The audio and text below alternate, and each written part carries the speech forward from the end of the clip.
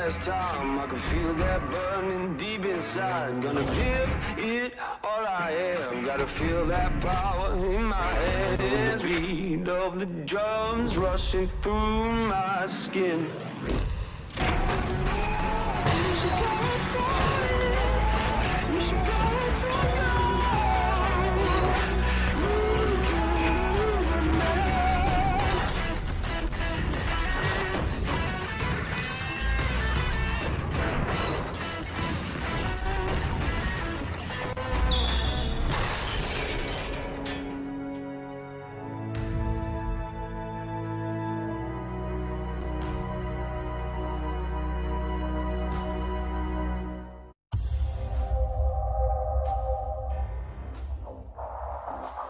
Final of the season will be on this court, and it will be between London and Newcastle.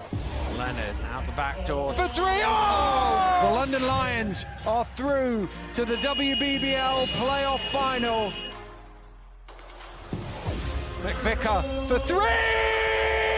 And we have witnessed the unbelievable. The Newcastle Eagles are going to the playoff finals. They will celebrate like you wouldn't believe it. Liggins for three, knocks it down! Oh my goodness! So you wanna be a champion? London have done the almost impossible. Fletcher for three. Oh, he's unbelievable! The most successful team in BBL history through to their playoff final. We're live from the Morningside Arena in Leicester for the showpiece event in the British basketball calendar. It's playoff finals time, and in both the BBL and the WBBL, it's all about London and Newcastle. Later on, the men take centre stage in a repeat of the BBL Cup final. But first up, the trophy-winning Lionesses take on their history-making Eagles in our women's final. What a day of basketball we have in store for you. Two terrific games coming your way, and some pretty good guests as well. Siobhan Pryor, Kieran Achara, great to see you both here on playoff finals day. Always special this day, Kieran, but this year, given everything we've been through, does it carry some extra poignancy, do you think? Definitely. You know, I look at this season, I'm thinking all the uncertainty there's been to get to this point on finals day, getting ready to wrap up the season. You know, what a way to finish off. What a way to finish. Siobhan, you've been involved in playoff finals in the past, so players warming up behind us now, minutes away from tip-off. What kind of emotions are going through their heads right now? No, I think they're just excited to be here. It's always nice to be one of the last teams standing, and now they've just got to focus on the job in hand. So a bit of excitement, but also starting to focus on the details. London are favourites. Newcastle, though, they're revelling in that underdog status, aren't they? They are. I don't even know if you can call them the underdogs anymore. They've knocked off the 1 seed, knocked off the 2 seed, so you know, it'd be really exciting if they could complete it and knock off 3 as well. Complete the hat-trick, yeah, there we go. Sheffield Sharks skipper Mike Tuck, delighted to say part of our broadcast team this afternoon. Good to see you, Mike. What kind of memories are jogged for you on finals day? Well, it always takes me back to 2016 when we beat the Leicester Riders, and there's no better feeling, you know.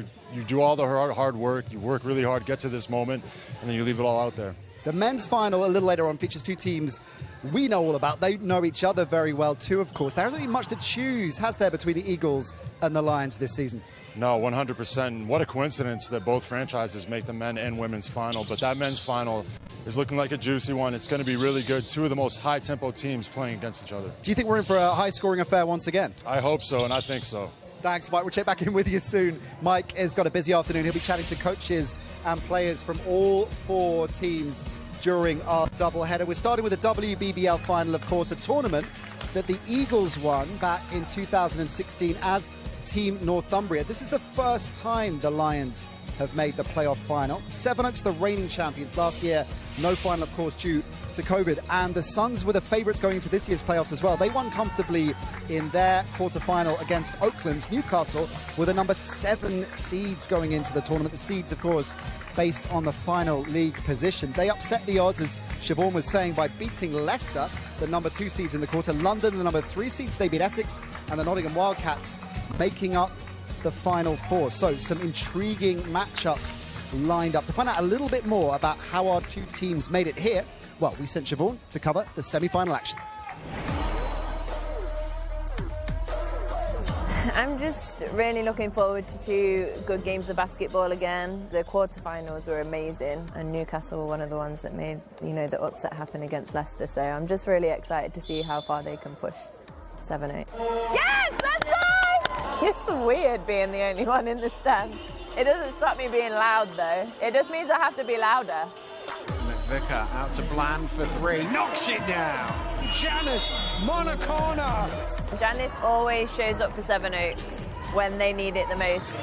One thing you know about the Suns is they never get rattled. One last score for the Eagles. Can it be 3? Yes, it can! Wow. Alison Garrell. Well, that is the shot they needed to give them a little bit of momentum going into half-time. Seven Oaks don't make mistakes. Very rarely or ever at all. You can see how together Newcastle Eagles are. Every chance they get. Yeah, Abby! Good shot, Abby! No one can stop Abby Lowe. In the quarterfinals, in the semi-finals, she's just decided that this is her time and she is going to shine. So Eagles are going into the fourth quarter with a 2-point lead. I did not think I would be saying that. It's got drama, it's got stories, it's got excitement. Women's basketball, best game if you ask me, even better than men's basketball. I think we're about to see the biggest underdog story in the WBBL history play out right now.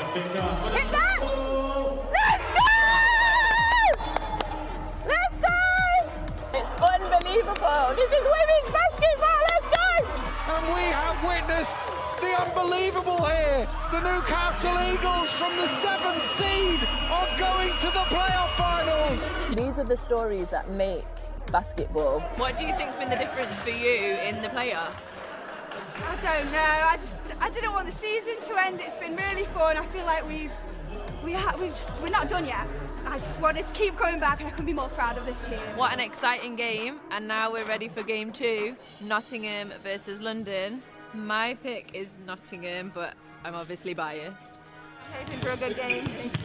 I'm hoping that you lose, but yeah, all right, whatever. It's weird to be here and not out there. I'm nervous. I just want it to be a good game, like the last game, but I obviously want Nottingham to win. And it's a game of ebb and flow here. Yeah, it definitely is. I'm just full on biased for this piece, I'm sorry. Nottingham Wildcats sharing the ball really well. It's good hustle by the Lions. He has to give it up. Kennedy Leonard has eyes in the back of her head. Yes, Shania! Yeah! Well, a very tight first half here. It is the London Lions who have the advantage, but only by a basket. See if we can get in on the action. A little bit of inside access. So you can laugh and joke and be everything you want. 16 offensive rebounds because they outworked you. We can't get tempo going offensively because you can't be prepared to do the work on the glass to secure the ball. I'm sick of that statement, I can make that shot. Yeah, you can, but you have to play for it and finish it. Otherwise, we'll be watching the final next week. 1, 2, 3. Lions. 7 minutes. Lions have come out, and from a 2-point lead, it's ballooned to a 12-point lead. And it's because Mark is such a good coach. He said the right things, and they just followed his lead and did the right things, and that's what's changed it. So we're 7 points down. Yes! Let's go! Let's go, Queens! Big girl move! Big girl move! No!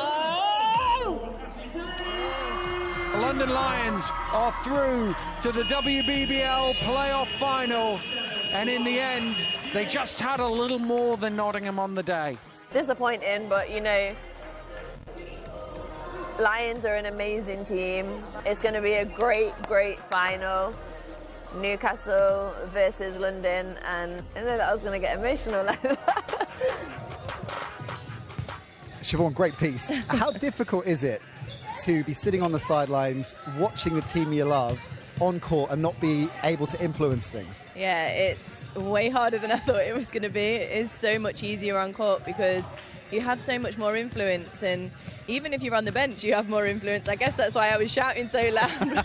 I was trying to work out who gets more excited watching their team, Siobhan or you watching the Rocks, Kieran? Well, I was so disappointed with Siobhan. She had the chance to get inside information on London Lions at half-time, and she didn't give it back to Nottingham Wildcats. Let's take a look at the head-to-head between our two teams this afternoon, the season head-to-head, that is.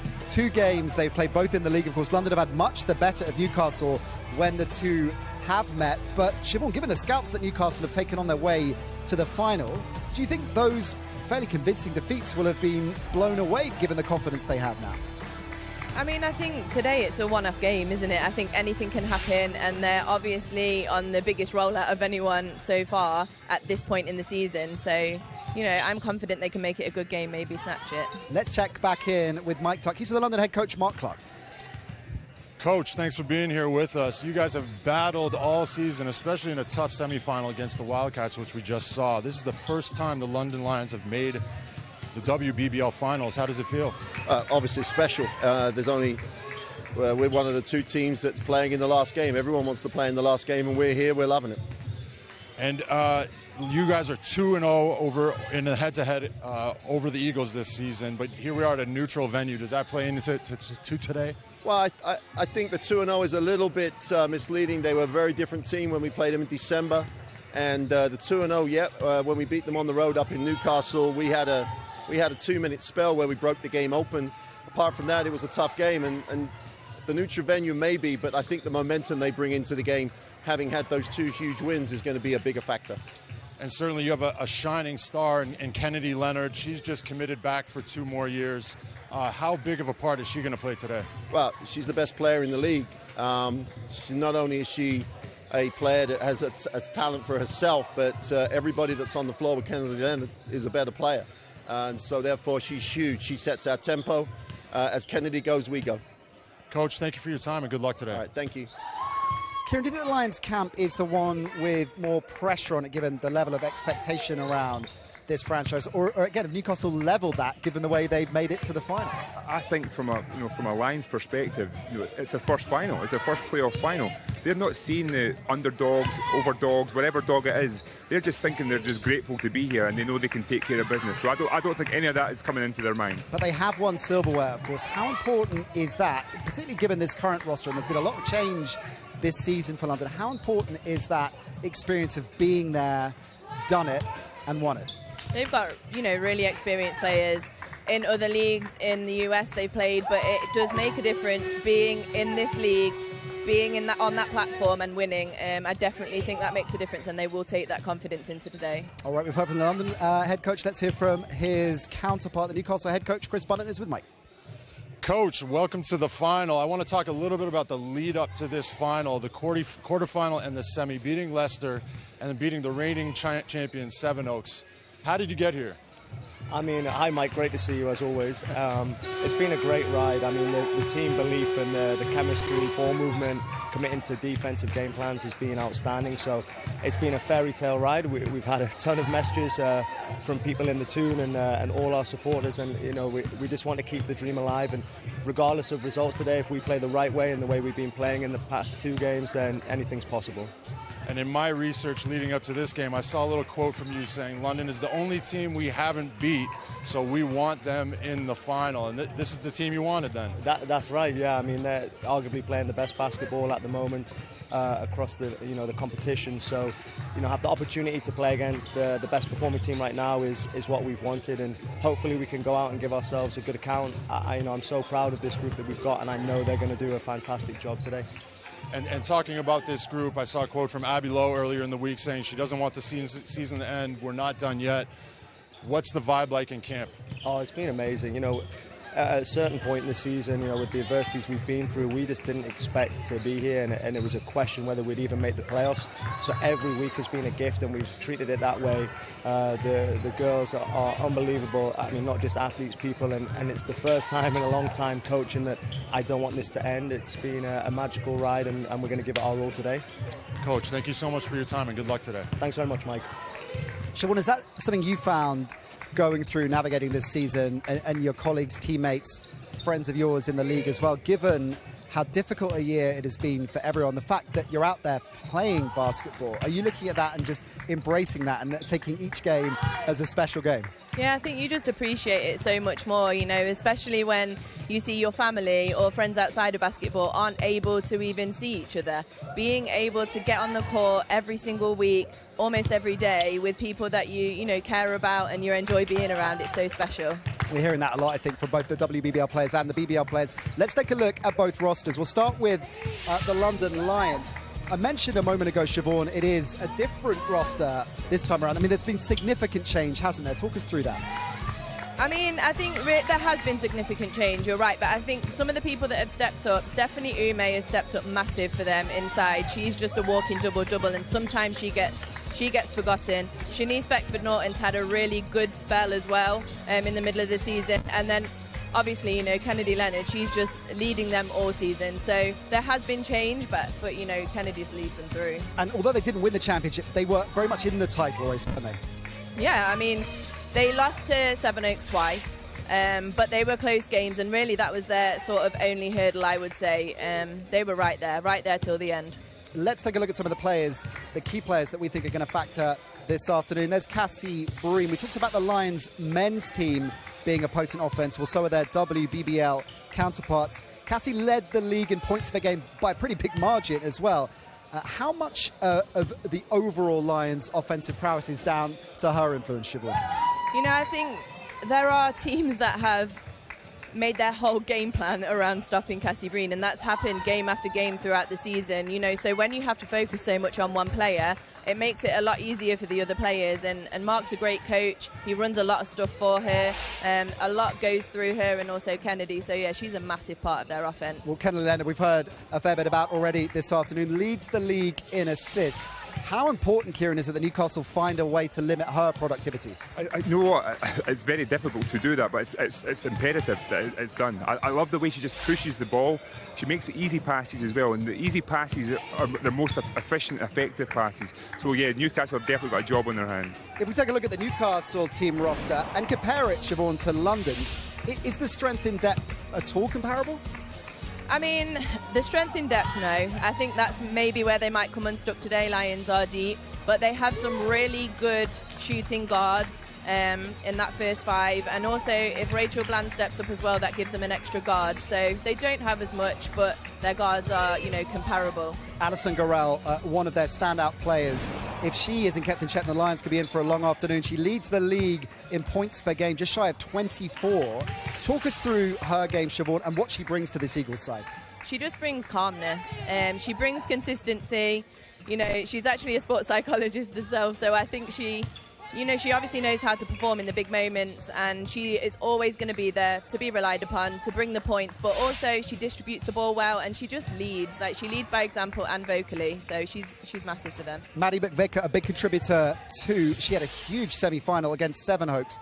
You describe her, Siobhan, as a pure scorer, don't you? She is. Pure scorer, pure shooter. She can get it off in a nanosecond, off the dribble, catch and shoot. Yeah, she can score from anywhere. How key is it that she supports Alison Gorell today in the scoring load? I mean, absolutely key. If those two score well, and if Abby Lowe scores well as well, they'll do well today. All right, then, we are getting closer to game time. More build-up to the WBBL playoff final coming next.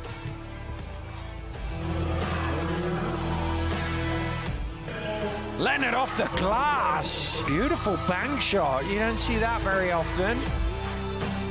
Here's Gorell looking to tick it down, trying to get one last score for the Eagles. Can it be three? Yes, it can! Wow. And Alison Gorell.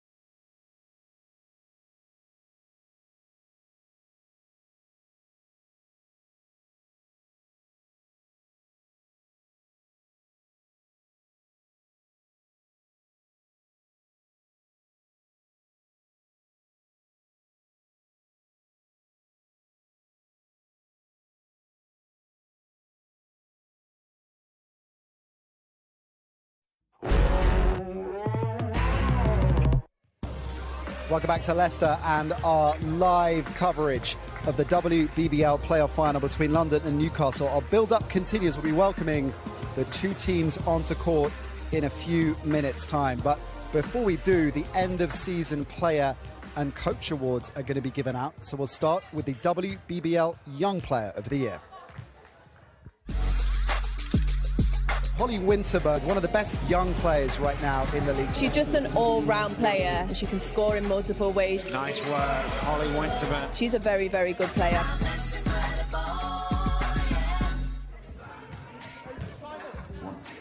Ladies and gentlemen, please welcome your 2021 Malta WBBL Young Player of the Year from the Leicester Riders, Holly Winterburn.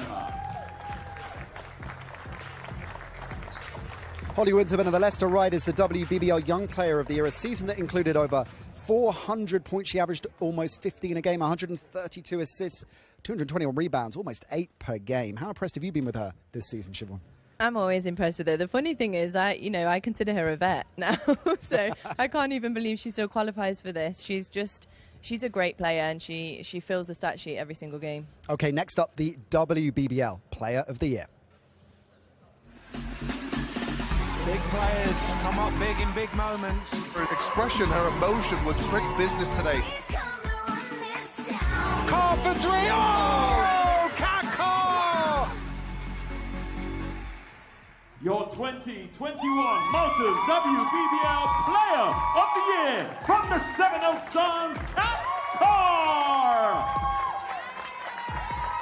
Kat Carr averaging almost 18 points a game, 7 assists, just shy of 9 rebounds as well. Clearly a very popular winner as well. What makes her such a dominant player in the league, Siobhan? Just the fact that she does it year in, year out. I mean, this is the second time she's won this award. In a really difficult year, she's led her team through to another title. Stepping up once again. Now time for our WBBL Coach of the Year.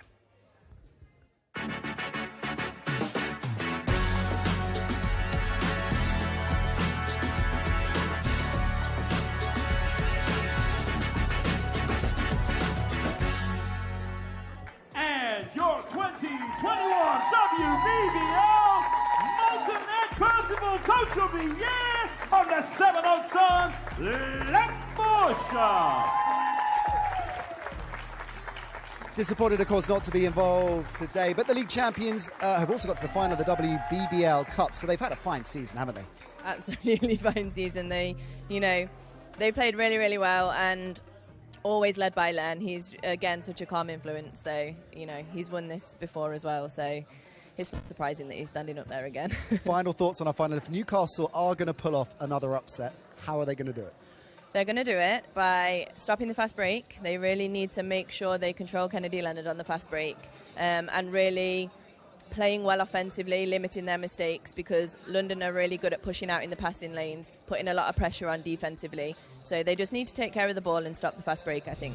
All right, looks like we're ready to get this one started then. This extraordinary run to the final for the Newcastle Eagles will see them full of confidence, but London have been a formidable side for much of the season. What a game it promises to be, so let's get it going. And I'll hand over for the first time today to Ant Rowe and Dan Routledge.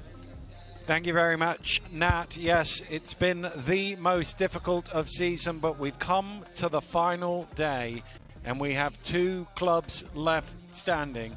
The Newcastle Eagles, with the greatest run in WBBL playoff history. Can they finish the story? Therein is the question. The fairy tale story they've got here, and can they just turn that over? And really, it will probably never be beaten in some ways. You just don't see teams in any league anywhere coming from 7th to win the playoffs. And what a run it's been, Dan. And we saw the mesmerising performance they played in that quarterfinals. We all, I think, quietly sat there and thought, there's no way they can do it again. And they did it again in the semi-final. Today, if you're doubting them, if you have any reservations about their heart and their dedication, please wipe that away. They've made it to the final, and rightfully so, and they've got the next challenge in the London Lions. And that, running out last, is their superstar, the league's leading scorer, and you know what you're going to get from her. And in some ways, you can almost tick that in the books. And the question is, all those other shooters that they have, can they shoot the ball the way they did in the last 2 rounds? Yeah, I think so. And when you watch your leader, doing what they're supposed to do, getting their 25 points a game, it instills belief in everyone else. And they know the responsibility offensively isn't there, so they'll rebound harder, they'll play defense harder, and that's how they win ball games. Out come the London Lions now, and it's a total contrast because they've got so much depth, so much strength. The starting five is tremendous. What they bring off the bench is tremendous. They have the most experienced coach in the league, but it is still a first playoff final for the club. It is, and what you said, what you listed, all of those assets that they have on paper, that's just on paper though, Dan. As you know, anything can happen in this ball game. But we commented on the class and the pedigree there of Kennedy Leonard. But let's not forget Cassie Breen, who's averaging 18 points a game. Stephanie Ume. They have very, very, very talented players on this roster. Well, let's have a look at the leaders. You talked about Cassie Breen. When she came into the league at the beginning of the season, tons of threes every game. She can explode. Maddie McVicker, we've talked about her three-point shooting threat. Both teams able to knock it down from behind the arc. That will be key battle. Who can win that? It will. Newcastle Eagles have to make shots, and it seems like a very simple statement, but they don't have as much as London Lions, which means they have to knock down those three-point shots. London Lions can score in an array of different ways. Well, if we look at the comparisons, you can see London so much more offense than Newcastle over the course of the season. But in some ways, it's just about how many points you can put on the board here today. Can Newcastle knock down enough shots to be able to get themselves over the line? We are almost ready for tip-off here in Leicester. It is the London Lions against the Newcastle Eagles in the WBBL playoff finals. The title is on the line. The underdogs are here. Can they write themselves into history, or will the London Lions be victorious? We'll have tip-off when we return.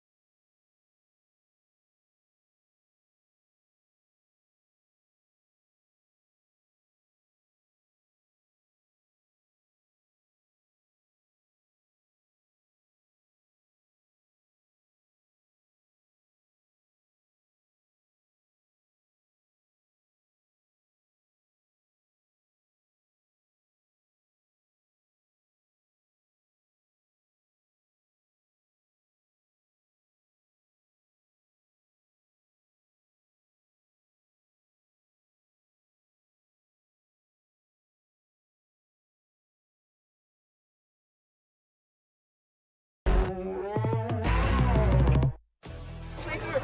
If you want to be a team player. If not, we have enough people to rotate from the bench. They don't. Have fun, yeah. Come on. Lions! Well, the Lions are ready, the Eagles are ready. We are almost about to get underway here in the playoff final. Let's have a look at the starting fives for the two teams, starting with the London Lions. We talked a lot about Leonard and Breen. I always think Chantal Charles is such a key player for them, keeps them steady, always makes great plays. But at both ends of the floor, Shanice Beckford-Norton is a really energetic player for them. Yeah, that experience from Charles can be absolutely an asset in itself. But Beckford-Norton, for me, she's someone who played really well in that final as well, that the London's already put in the bank. So Beckford-Norton, I'll be looking for her to have an active game on both ends of the floor today. Well, let's have a look at the starting five for the Newcastle Eagles. They're going to play big minutes. They don't go deep into the bench. And in some ways, the key for me is, can Bland shoot the way she did in the semi-final? Can Lowe play at the level that we've seen in the playoffs so far? Those two really the bellwether, because we know what we're going to get from McVicker and Garrell. They have to make shots, Dan. But I thought also a special mention is well to Rodriguez Perez, who's those second chance opportunities could be absolutely vital in a game like this. It certainly is. She got in a little foul trouble in the semi-finals. They were able to weather it. And the teams, as we've seen all through season, continuing to show their protest against racism and inequality in all its forms.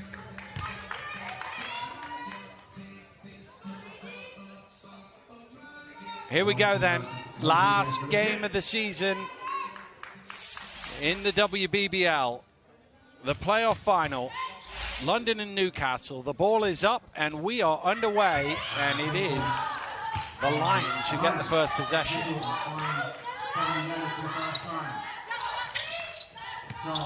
Beckford-Norton over to Breen, finds some space, long two, good box out from Garrell. Perez able to pull in the rebound. Really good defensive possession there from Newcastle. You used to see they ran Breen off the line, so she had to make that take that pull-up jump shot. Rodriguez over to Lowe, trying to get it. Oh, there's the great defense again from Beckford-Norton. Encouraging signs for the London defense now. Beckford-Norton could have a crucial role in trying to neutralise Garrell. Charles in and out for three. McVicker with the rebound. Delighted to say Siobhan Pryor has joined us up in commentary, and they're not the biggest unit, Newcastle. It's key that they do what they did there, box out and secure those loose possessions. Yeah, I think it's, what Coach Chris Bunton said, they just have to stick to their scouting report. And if Alison can just continue to score like that, we'll be fine. Yeah. Maybe shuffle the feet back a little and make that a 3 instead of a 2, but the first points are on the board. Here's Leonard to Breen. Breen, tough shot at the elbow, rims out. Two difficult shots for Breen already. Pull-up jump shots, that one was very heavily contested. That's all you can do. Make her shots tough. That's what you have to do. She's going to score, but make it difficult. Nice from Lowe, driving in. Tremendous finish through the contact. I always think it helps when you get early baskets in finals, and Lowe is someone who we've seen play really well when her confidence is high. Yeah, definitely. And she's been taking contact really well at the basket. Leonard getting all the way to the hole, London on the board. That's what she does. When things start to get a little bit choppy for her team, Leonard comes up big and makes a play. Always, always. Here's Garrell. To the spin, down the lane, tough finish! What a play! That's what she does as well. Exact same. She loves that spin, but she just goes hard and she's always there when her team needs her. It's a good start for Newcastle. There's Leonard onto Beckford-Norton, steps in for the 2, misses everything. That's a kickball, and that will go possession to London. And the worst thing about that for Newcastle is shot clock was at 6, and because it's a boot, it puts 14 on it. It hadn't hit the ring. Yeah, Rachel had good position, I think. Here's Leonard. Robinson with the screen. Round to Beckford-Norton late in the shot clock, and a little reach-in foul from Abby Lowe. And that's what they have to be very, very mindful of, this Newcastle Eagles team. They cannot be given up empty fouls, let's say, they've all got to be very, very selective. And as we see, Beckford Norton already very active on both ends of the floor. Yeah, they just got to be really disciplined. They aren't as deep, we know that. And Rodriguez was there in the middle, and, she also had another help behind. So tempting, though. It's so tempting, isn't it, as a guard, to be like, oh, I can get it. No, I can't. Okay. Beckford Norton makes them both from the free throw line. And turns her attention to the guarding of McVicker. Is low. Looking to attack along the baseline. Bland just looked at that ball. I've got no chance of catching that one. Really good pressure, wasn't it, on the baseline there, and trying to get that pass in the corner, but as you say, the ball was that high. Bland was conserving her energy for the defensive end.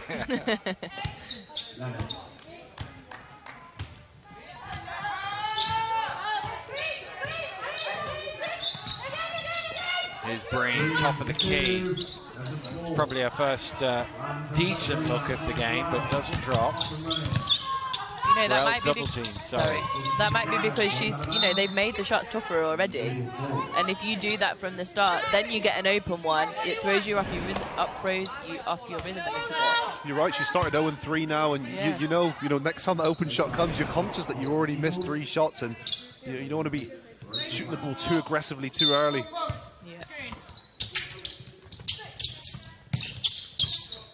Bland gets it in. Garrell driving in, nice dish. Ball moves out to low for 3 off the front of the iron. They don't convert it, but it's good basketball. It's penetration kick and extra pass. It looks very good right now.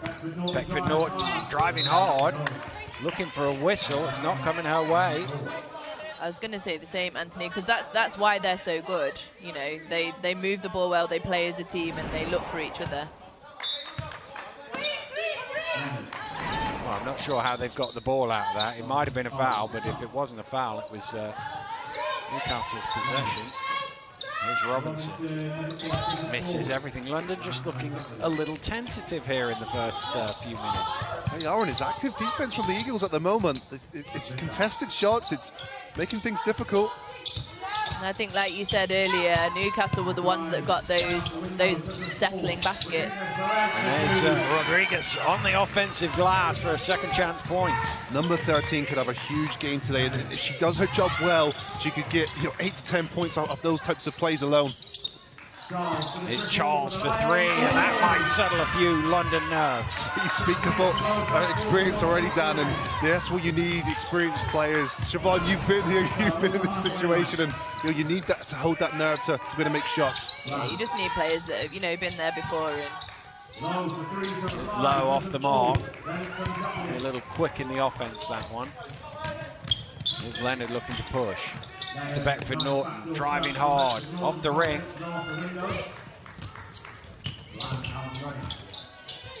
Bland has picked it up in an awkward spot. Give me that!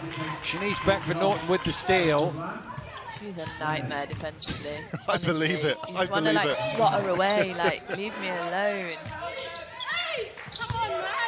And Charles also looking for a foul, whether Bland had a little hold of her there. That was what she's trying to say. Well, it was either a hold or a miscommunication. Charles not on the same page, because we know Kennedy Leonard's passing's on point. She's averaging over 11 assists a game.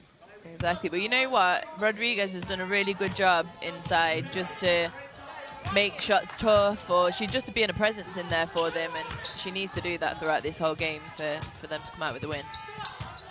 Here's McVicker. Throws it away. Leonard almost with the steal, just couldn't quite keep it in bounds. Trying to look for that post entry to Garrell down low, and good hands from Leonard there to deflect it out of bounds. Garrell loses the handle, comes back to Bland. Got to go up here late in the shot clock. Off the mark. One thing that's not been falling for them yet is their 3 ball, but that will fall. They're great shooters. Beckford Norton steps into the jump shot, but falls short.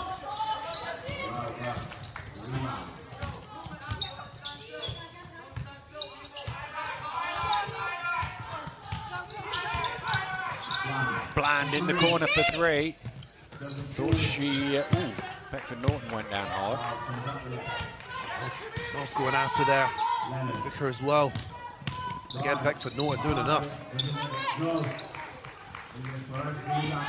Great defense by Eagles, just staying in front. Gorell driving hard. Taking the foul, she'll shoot 2. And that's, I think, one of her biggest assets as well. When shot time going down, she's got that ability because she can beat people off the dribble. She's got that amazing spin move as well. And again, just getting your defender to commit fouls can tick away at that scoreboard when you're putting free throws. Yeah, she does a great job of getting herself to the foul line a lot of times each game, so she's used to being there. She knocks them down too.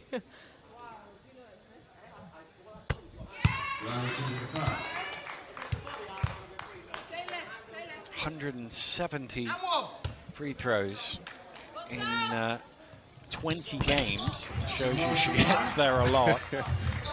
Everyone was grappling for their laptops then. Who was going to be the first person to know how many she'd shot this season?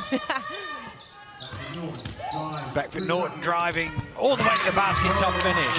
Really positive start from her. Really like her energy and her aggressiveness.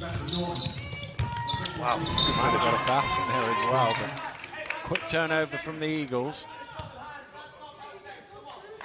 They didn't complete that pass, but they look to pass to every single person on their team. They don't just keep it between the 3 scorers, and that's why they're so good. They trust each other.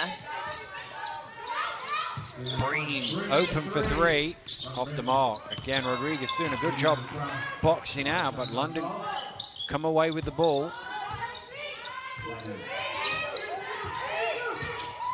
Leonard looking to attack, drives in, kicks out. Ume with her first touch of the ball knocks it down. And that's what this London Lions team have. They have a superb post player in Stephanie Ume coming off the bench, 16 points a game, 7 rebounds.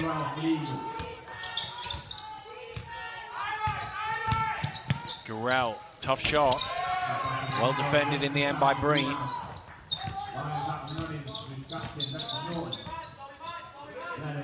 Leonard back to Beckford Norton. A lot of space for her, and she certainly has been the best player in the London shirt so far. She really hasn't. Her energy has ignited a little run here for the London Lions. Confident in that jump shot and gets it to go. Yeah, and also what you don't see, and there you go, is the pass from Kennedy. She noticed straight away that 2 defenders had come to her, and she knew where the open player was, and that's why she's just so good for her team. Well, a timeout call by the Newcastle Eagles, trailing here by 3, and I thought the first 2 or 3 minutes of the game, Newcastle looked pretty comfortable in it. Last few minutes, they found it more difficult to find shots. It's ended up maybe Gorell trying to create on her own, and London, conversely, were struggling to get their shots away early on, but now have seen a few open looks. Yeah, I think, Newcastle came out well, and I think that was the best way they could have come out, was to get some early scores to settle themselves down, and they did that really well. London were never going to go, scoreless for the quarter. They were always going to start to hit them, but Newcastle just have to get back to just moving the ball around a little bit and trusting their 3-point shot, because they do shoot that really well. But they'll be fine. They'll get back to it and play the team basketball that we're used to seeing from them. It's a good time to have a timeout as well. I mean, this is a team as well that are significantly thinner, and I mean in terms of rotation. So if not for a strategic, realignment, it's physically to get, recompose and regroup and get a minute and a half break. Well, Chukwueto, who's been out injured for the playoffs so far, is back in the lineup and is out on court for the first time in this final. Those. Gorell. Across to Rodriguez. Chukwueto in the corner, way off the mark. Probably a little excited with the first touch of the ball. Nice pass. Ume at the rim, and the foul is called. Yeah, it's good contest there. Well, good foul, excuse me. And Ume's going to finish that under there. Yeah, she's relentless, Ume. She hustles, runs from rim to rim every single time. That's how she gets a point. She's just a relentless hard worker.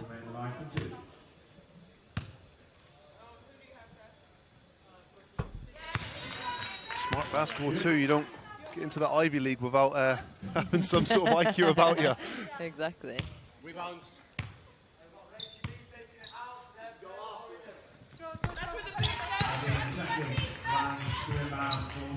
5-point lead, little full court pressure again from the Lions. Gurel sees the double team, so passes out of it. Chikwuetu harassed by Ume. Here's Gurel in the corner. Rodriguez knocks it down. Good patience there, and again, Gurel penetrating, making something happen, and Rodriguez was there to knock it down. Yeah, a lot better. They're just trusting each other, moving the ball. If Rodriguez can be a scoring force for them, then it's going to be a good game. Leonard takes the foul. She'll shoot 2.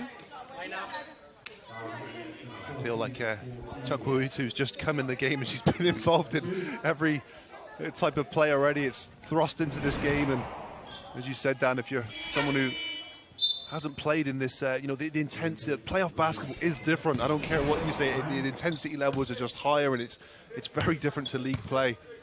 Yeah, it is, and she did miss out on the quarters and the semis as well through injury, so she is just coming back. I think she just got to settle herself a little bit.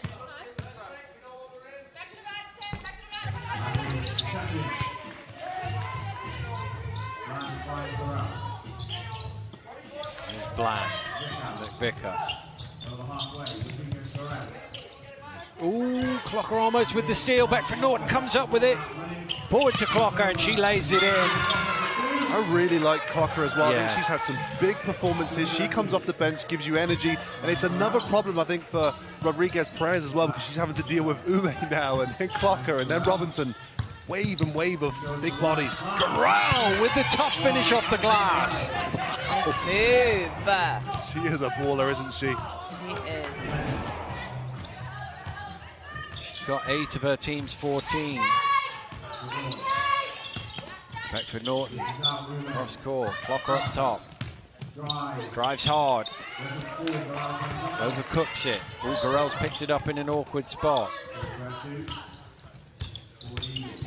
Ooh, had to. Driving in, Clocker with the blocking. No, didn't quite keep it in bounds. And already putting her imprint on this game, and she moves really well, and she's 6'1", some really good length, but she moves her feet well. She's a good defender and plays with energy. A couple of times there, though. Kennedy Leonard did it before, and Clocker's just done it then when they've saved the ball, like right underneath their own basket. They need to be careful of that, because Gurel was there the first time and Rodriguez there the second time. That could have just been an easy lay-in for them. Just a conversation at the table around how long should be on the shot clock. They've gone for 14.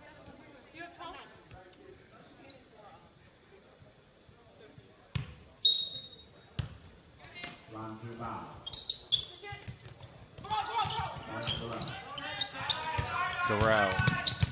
Nice feed. And a good finish. That's a really tough finish there. Use the basket to protect her from the flying in defender, but nice finish there with the left. Probably an offense each left in this first quarter. Ume driving hard, getting all the way to the rim, but doesn't convert. Gurel in the open court. Pulls up top of the key, off the mark. And stolen away. Chikwuetu is fouled by Beckford Norton. Chikwuetu just responding. Big plays from her. This is what we're used to seeing from her, though. She never gives up on a play. She works really hard. Absolute grafter for her team. She's done that for them this season. Oh, it's kind of hard to sneak around with the hair color there, but she did it. They didn't see her coming. She came in there and put both hands on the ball, almost got a jump ball situation, and committed the London turnover. Yeah, you're just jealous, mate. I love it. Yeah, you just don't have any. That's why you. Gurel into Bland. Low is open for 3. Not quite. Time here for the Lions. Last shot of the first quarter. Leonard pushing. Leonard crashing into Low. It will be a blocking foul. Leonard's gone down hard. That was a big collision there, wasn't it? That's Low's second foul as well. have to see that one again in motion. I thought Lowe was there, but she may have moved her feet. I don't know.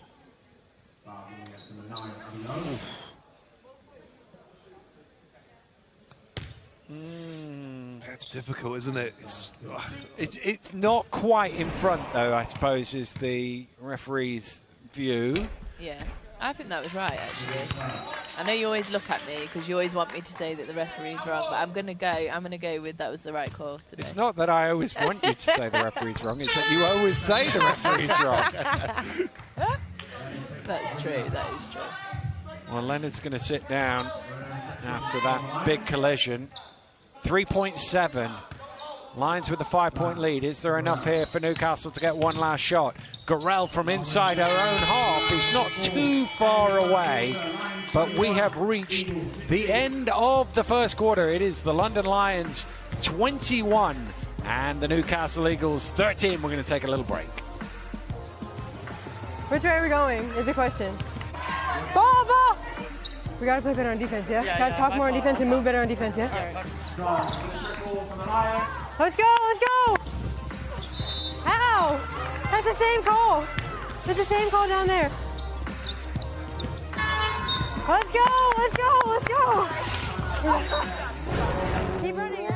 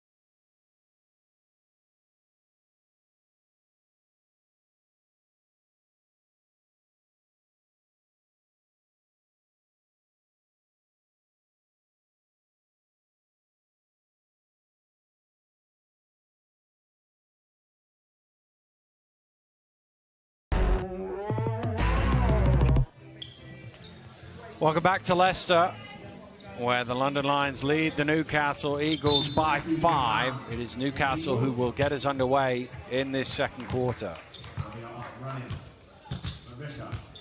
Vicker.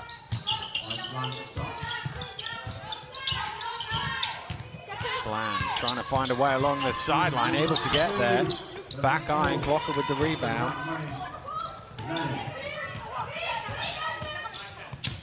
Leonard penetrates in, passes awry. Numbers here for Newcastle. McVicker, just through the hands. Great numbers there, 3-on-1. Have to convert that. Not going to get many of those opportune moments to score the basketball.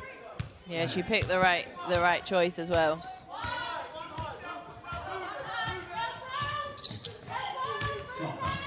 Clocker. Ooh. And Leonard gets it back. And they want it in the block. She's got McVicker on her, but they do a good job. But Breen with the 3. Clocker on the offensive glass. That's another thing she does really well. Good nose for the ball. Her work ethic is really, really up there. Robinson top of the key. Two throws it away though, straight to Ume for 2. Well, that was a gift for Ume, and she'll thank her, I'm sure, because that's an easy 2.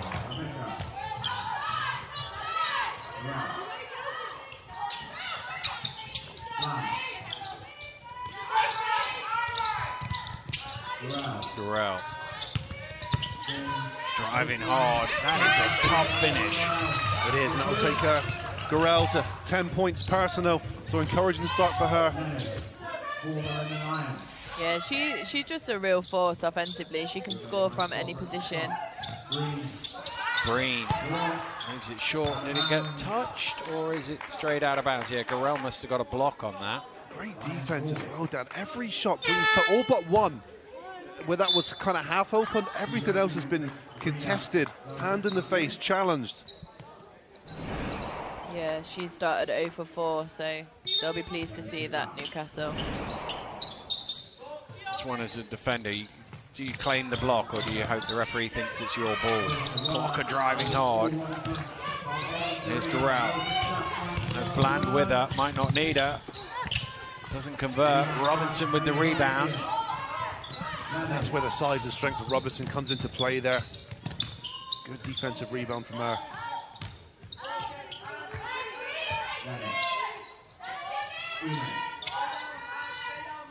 Here's Breen. Shot clock getting low. Blocked by Rodriguez. Breen gets it up and up. Well, she didn't quite have a radar on then. Good defensive play though from Rodriguez Perez. McVicker driving hard is fouled, and she will shoot 2. You can see when Newcastle Eagles get stopped, you can see the confidence and the energy down the other end of the floor. This time, McVicker going to the rim. Yeah, and I think what they're just going to continue to do is, even if, you know, London make a run, we saw the same in the 7-8 game, they actually got themselves into quite a bit of a hole. They did, yeah. Newcastle, but they just kept coming back. They kept playing solid defense, moving the ball on offense, doing nothing fancy, but just not going away. And I'm sure we'll see the same today. Cassie Breen off to the bench, looking a little unhappy with herself. 0 of 8 shooting so far. It was also a second personal foul. And that's been a credit to the defense. Yeah. It's been very, very difficult for her. Leonard. Clock across to Beckford Norton. Creates some space for a shot, knocks it down. That's great defense, but what a move. It's a really nice step back.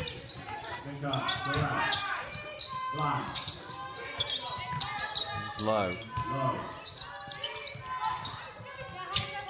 Beckford Norton in there, almost stealing it away, just ran out of room. I love those plays. Yes, she doesn't get the turnover or possession of the ball, but it's just the intent there, this statement of intent that where I'm here and I'm going to make everything very difficult for you on offense. That's why she gets so many steals. The amount she doesn't get that she goes for. Vicker tosses one up.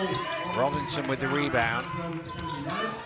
Leonard, oh, nearly got there. Rodriguez backpedaling, gets a hand to it. Leonard out to Clocker, back to Leonard. Beckford Norton now, behind the back, shot clock ticking down. Bodies hit the deck, but the ball is going the other way with Bland.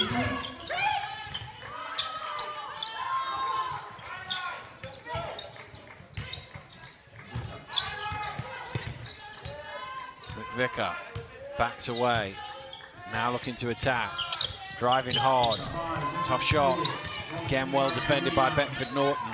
It was, but I don't understand, with the shot clock running out, get the ball in Gurel's hands. She's the one who's a little bit bigger and more capable on the offensive end. Great rebound there from Gurel. She had 2 London players diving at her.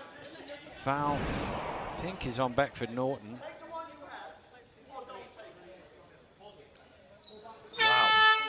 Skying up there to grab that rebound. Here we go, Beckford Norton again in the mix. Second personal foul on her. That could be a low. Picking up that second, and as active as she's been as well. Be very surprised if Coach Clark keeps her on for much more of this quarter. Well, they've only had 4 fouls in the game, London, but they've got 2 players, 2 of their starters on 2. Morel driving hard to the rim again, once again to the free throw line. Yeah, and it's just more of the same, isn't it? Like, defensively and offensively, I've been really impressed with Newcastle. They're really disciplined. They're not making many mistakes, and offensively, they stick to what they know they're good at. Each player does what they do well, and they don't try to do anything outside of it. And the encouraging thing for this Newcastle Eagles team at the moment, they're 0 for 5 from the three-point line, so they haven't hit a 3 yet, and that is something we thought would be, in correlation with their success. Yeah. And they're within a one-shot game here without hitting a three-pointer, so it's been an encouraging start for them. It has, and it's seen Mark Clark want to talk things over here with a timeout 4 minutes into the second quarter. His side lead, but only by 3 points. And it's a good point you make, Ant, is the fact that they will know. We came in thinking, well, the only way Newcastle can win this game is by making some threes. Newcastle haven't made any threes, but they have the league's leading scorer who is continuing to move the scoreboard for them at this moment in time. Well, if she carries on at this pace, she's going to break some records that are going to be very difficult to beat in terms of scoring.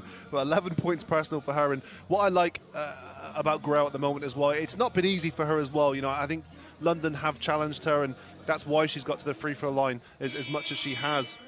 She's 4 for 4 from the line at the moment. So everything is being challenged, everything is being contested, but she's finding a way to get it done. And that's why you've got to give her the ball. If the shot clock is 8 seconds or less, put it in Garell's hands. And if she can't score the ball herself, the defense is going to be attracted to her. So someone's going to be open.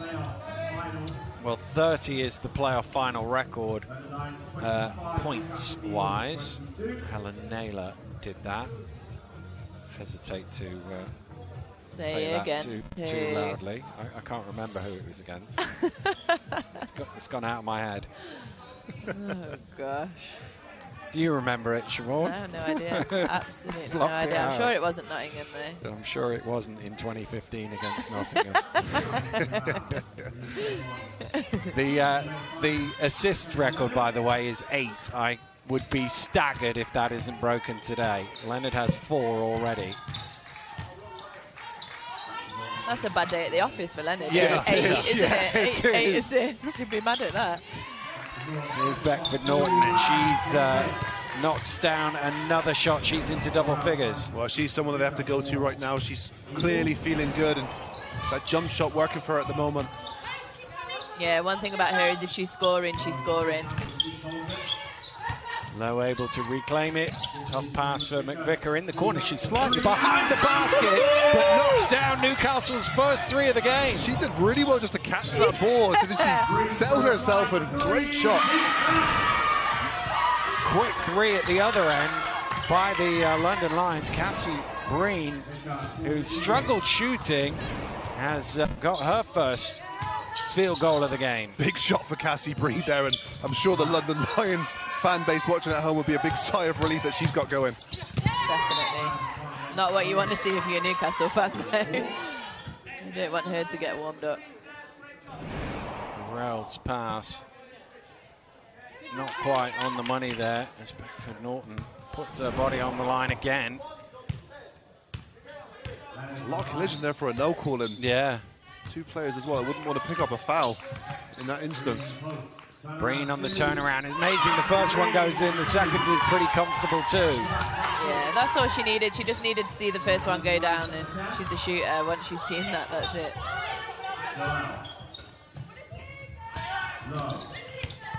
Low. Out to McVicker. Back-to-back threes from Maddie McVicker. Well, they're starting to fly in now, and you can see the confidence. Vickers shot that ball before she even caught it. She had one thing on her mind there and got it to go. Charles kicks out. Corral chases it down to the sideline. Corral pushing at speed. Out to Lowe now from behind the arc. They're all flying in for the Newcastle Eagles. Wow, it's contagious, and sometimes it can just instill confidence in everyone else. And Garel, good job of pushing the basketball. When you push the basketball, defenses are scattering, and Abby Lowe stepped into that three. I think they must have heard you, man. They heard you say they were shooting badly. Yes. They weren't going to let it continue. Missed their first 5, made their last 3. Vicar thought she had an easy rebound there, but she didn't count on Shanice Beckford-Norton. Nothing is easy with Beckford-Norton around. Right. She has been an absolute problem. Again, she wants those hustle plays. That's what she thrives on. She's a player that wants to do that defensively, offensively. She's going to chase any ball down. Timeout for the Newcastle Eagles with 3:17 to go in a 1-point game. And I think this is your point from the first quarter, and that some of this is about fatigue as much as it is tactics. Yeah, I think so, but you know, if you've got confidence and belief, fatigue can take a bit of a back seat, because you know you've got a few players now that have hit shots. You know, I think that'll do the world of good for, in particular, Lowe. You know, and Garel's gonna, like you said, she's gonna do her thing. She's gonna get her numbers, but you know, McVicker and Lowe, those are the two key players that they're going to need to put in significant points for this Eagles team. And then, you know, contrastly on the other side, London Lions, you know, Cassie Breen's got going. That's huge for their offense, and I'm sure she'll join Beckford-Norton now in carrying the load offensively. Yeah, Cassie Breen, a couple of important shots for her after her early struggles. Back to normal service.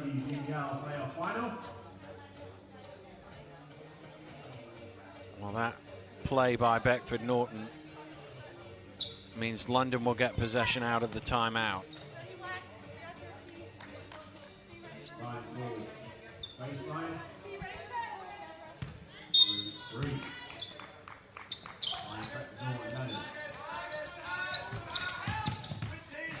Leonard, a little misdirection to get to the rim. Ball is loose, Charles has it. Leonard now from behind the arc, knocks it down. That's tough, isn't it?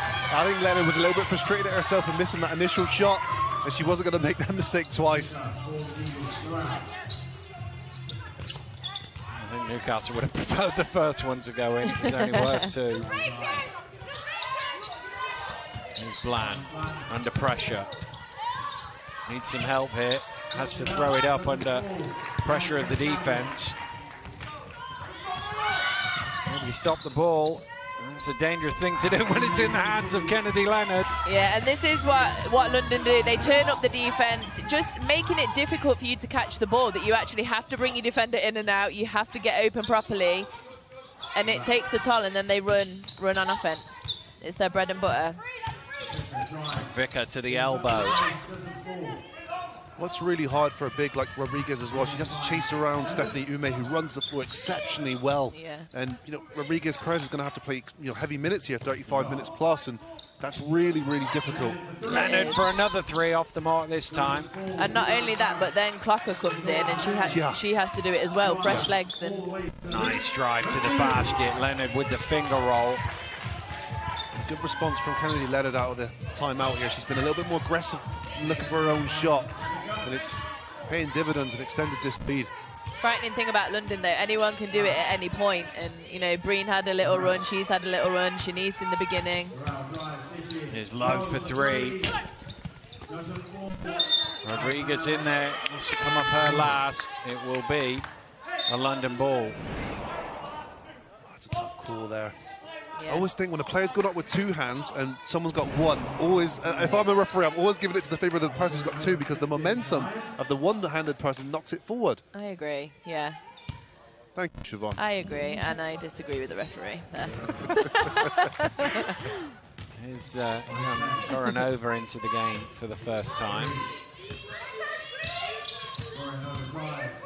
Gets into the elbow. There you go. How do you like that? Playoff final, 15 years of age, knock down your first shot. I love it. I like it very much. There's McVicker driving to the basket, and the foul is called. I like McVicker's aggressiveness as well. She's not just settled for the shot. She's went at the basket. She's been, you know, some have been successful, some have been unsuccessful, but the intent is there, and She's trying to make something happen. Yeah, she's just a pure scorer, isn't she? She can score anywhere. They do need these two. I feel like before they go into half-time, they need to make a little headway here. Well, as you say, they were behind in both the quarterfinal and the semi-final and had some runs to get back in. But you'd rather, with a minute to go, you'd rather get back to sort of 4, 5, 6 than let it get out to 12 or 13 here. Important minute. Yeah, and I also think with London, because they can score in bucket loads, you just don't want to allow them to do that before half. Nice dish. Ume just gets the roll. Such a nice move. Good balance, isn't it? The end of it, just and finish. 8 points personal. Is it 10 points, excuse me, for her personal? Yeah. Just to go that hard, but then have such soft hands afterwards.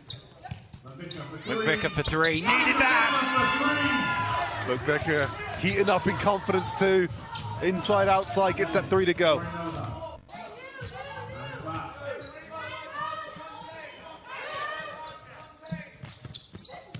There's Ume. Gorinova. Back to Ume. Gorinova for 3. Off the mark. Gorel with the rebound. Charles had hold of her. So that will be actually 2 free throws because they're over the limit. All 5 fouls in this quarter have been called on London. Eagles done a superb job as well of boxing out there. Losing the battle of the boards currently, but they're undersized down there as well. But as you saw, a good box out there from Gorel. Do the little things right. And misses the first free throw.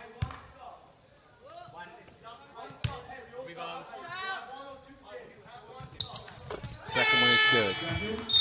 And Coach Clark will call a timeout with 12 seconds to go to try and draw up a play. The lead is 6. He'd much rather that be 8 or 9 going into the locker rooms.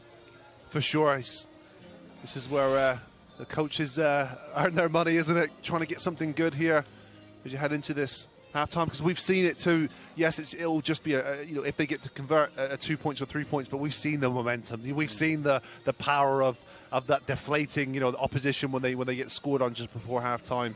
So he'll be wanting something good here in 12.2 seconds. Dan, this is good. It's a good amount of time.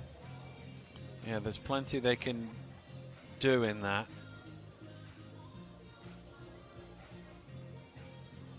And from a defensive coach point of view, there's not a great deal you could do because you don't know what the other guy is drawing up here unless you throw something funky defensively at them. But I mean, you can push up court and make it difficult for them to advance the ball. The problem is London are very good in the open floor, so that has its risks as well.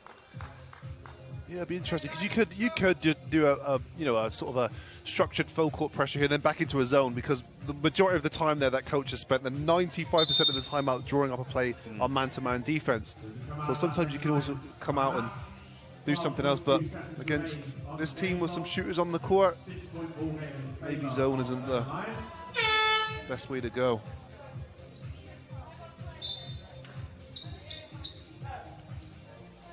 They're going to change the lineup as well.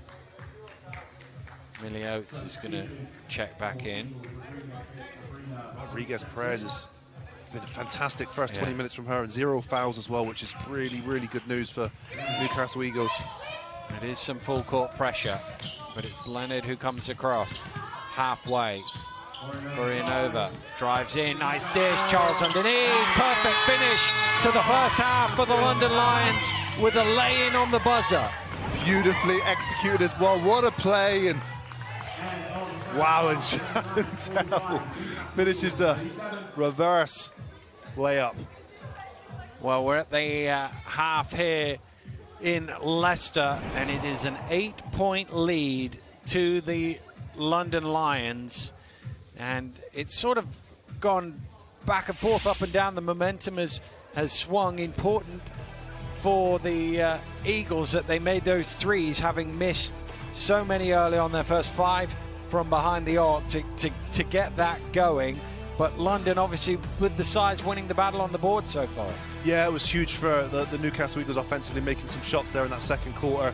But, I think this is where we're really starting to see the depth now. And, logically as well, you think as the game goes on, that's really where you see the true value of the depth coming through. Because, London Lions have had that. They've had good things come off the bench as well. Stephanie Ume, who we knew would be able to produce, but they've also had, other contributions from Clocker as well. So it's been, it's been really good all-round performance for this London Lions team. Well, Shanice Beckford-Norton has been brilliant at both ends of the floor. Let's get some reaction from her. She's down courtside with Mike Tuck. Shanice, you finished the half with 10 points, 2 rebounds, 2 assists, 2 steals. How did that feel? Good. I mean, we started the game off well. At the beginning of the game, it was kind of just everyone play your role, do your part. We have the talent that we need. Our team's not going to change at this point. It's the last game of the season, so we know what we need to do, and that's what we've done so far. Definitely, and you've built up an 8-point lead here, and it looks like you guys have been a big focus on the defensive end. Is that something that Coach Clark talked about before the game? Yes, it is. We know that Newcastle can hit open shots, so it's just trying not to allow them to get that. And in our press, when we trap or when we jump at the ball, everyone needs to rotate. And we need to move as a unit, and that's something that we've done well, which is why we have the lead right now. And the Eagles, their shot selection wasn't great in that first quarter, but second quarter we saw kind of a flurry of 3-point shots, 4 in succession after the 5-minute mark. Can the Eagles get dangerous if they start hitting that 3? I'll give them their credit. They definitely can. They can knock down shots when they need to knock them down, and when they're down, they know how to come back. So in the second half, we just need to bring everything that we have and everything that we can, and continue to push them defensively and let our defense run our offense. Shanice, thank you so much for your time. Good luck in the second half. No problem. Thank you. We're playing our game. We're fine. The Lions then with an 8-point... Hey, Valentina, just because you catch it doesn't mean you have to shoot it. You don't have to shoot it. We'll take that. We'll take that.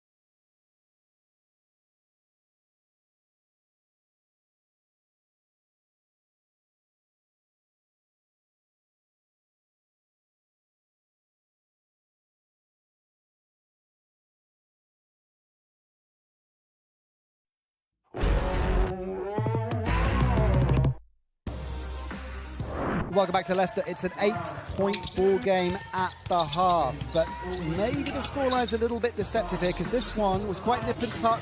Both teams having their runs. The Lions going into the locker room at the half with the edge, but as we know, this Newcastle side knows a thing or two about comebacks, so all to play for. Siobhan Pryor, when you look at those stats, pretty even Stevens. It is. You know, and I think it's what we really expected. I think Newcastle, at the start, they didn't shoot the 3-ball very well, and actually they started to shoot a lot better, you know, towards the end of that half, and I think that's what's really going to help them. So 40% from them from the 3 is good, and they'll want to see that improve as well into the second half. 8-point lead, but a reasonably tight game. How happy will Mark Clark, the Lions head coach, be with that first half performance? I think he'll be happy for the most part. You know, when they got down, they really relied on their defence, which is what they do, and then they ran offence really well from that. I think they could have been a little bit more consistent, and I think that's maybe what he will be saying to them, and they had little lulls, but I think for the most part he'll be pleased with that. Let's take a look at the London offence in a bit more detail. At the top of the show, Kieran, we referenced the fast break offence that London like to run. How was that working for them in the first half?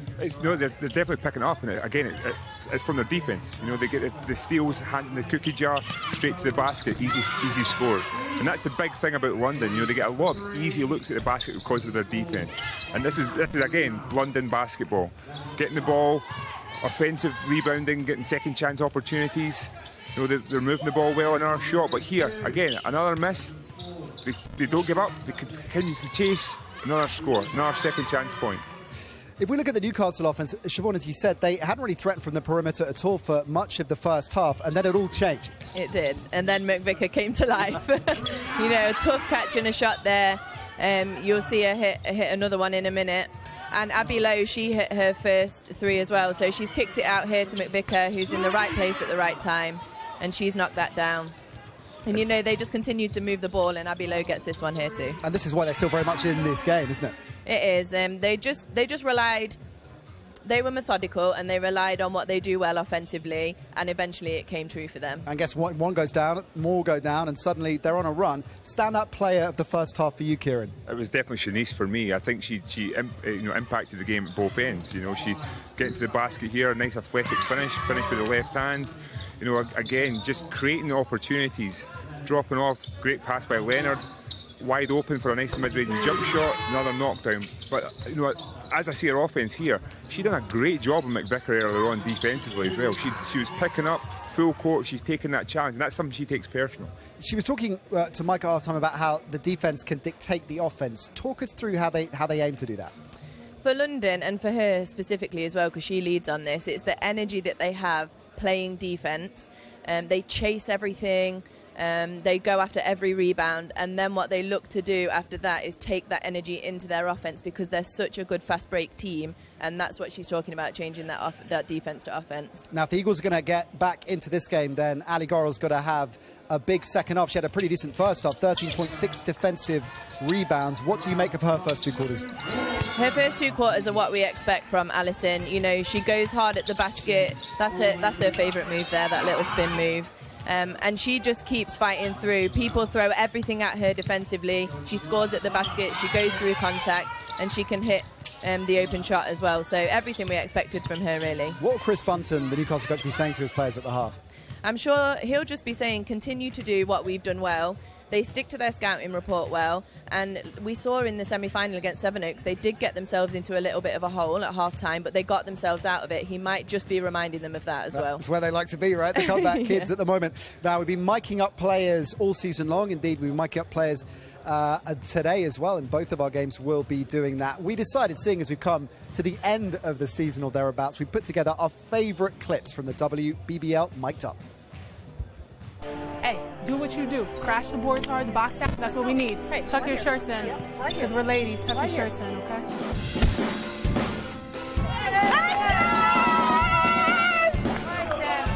Try ball! Try! Come on! 16 points is nothing to these guys. Keep this energy, keep the composure. When we do what we do well, it's working. I can't say it could I'm on mic, but let's let's do it. Come on, let's do it. Let's do it. Shang, remember what I said? I'm gonna make her use your screen. So turn it to me, but I'm gonna send it right back to you. Nice, T. Come on. Turn around, turn around. Good job. Hey, listen. We have to box out. They're not making their first shot. Box out. Let's go. Hawkeys. Take flight. Let's go! Good job. Kieran, I'm trying to work out who's top of our mic'd up power rankings, Mike Tuck or Siobhan Pryor. I mean, it's close, right? Siobhan is up there. I had to change my mic every time it's going in my ears. But no, you got to love the passion. You got to love it. When you're mic'd up out there, do you forget you are? Yeah, clearly. I remembered at the start because I knew that I couldn't say what I wanted to say. But once you're in the game, you just forget it's there, honestly. That's a dangerous territory, right, isn't it? Yeah. Final thoughts on this one. If Newcastle are going to get back into this, how are they going to do it? They just have to continue to play how they are offensively, and then I do think they have to, defensively, they just have to stop the fast break. They've done a good job of it so far, and it's what you said at the top. They need to just take care of the ball offensively, handle the pressure that Lions are going to throw at them, they will do, and then stop the fast break. I wonder if that strength in depth in terms of the bench that you mentioned at the top might come into play in the second half. We shall see, but at the moment, this one is keenly poised. Newcastle have been taking down scalps all playoffs long. Can they get another one? Second half is coming next. Move. Yes! Good job, baby. Good job.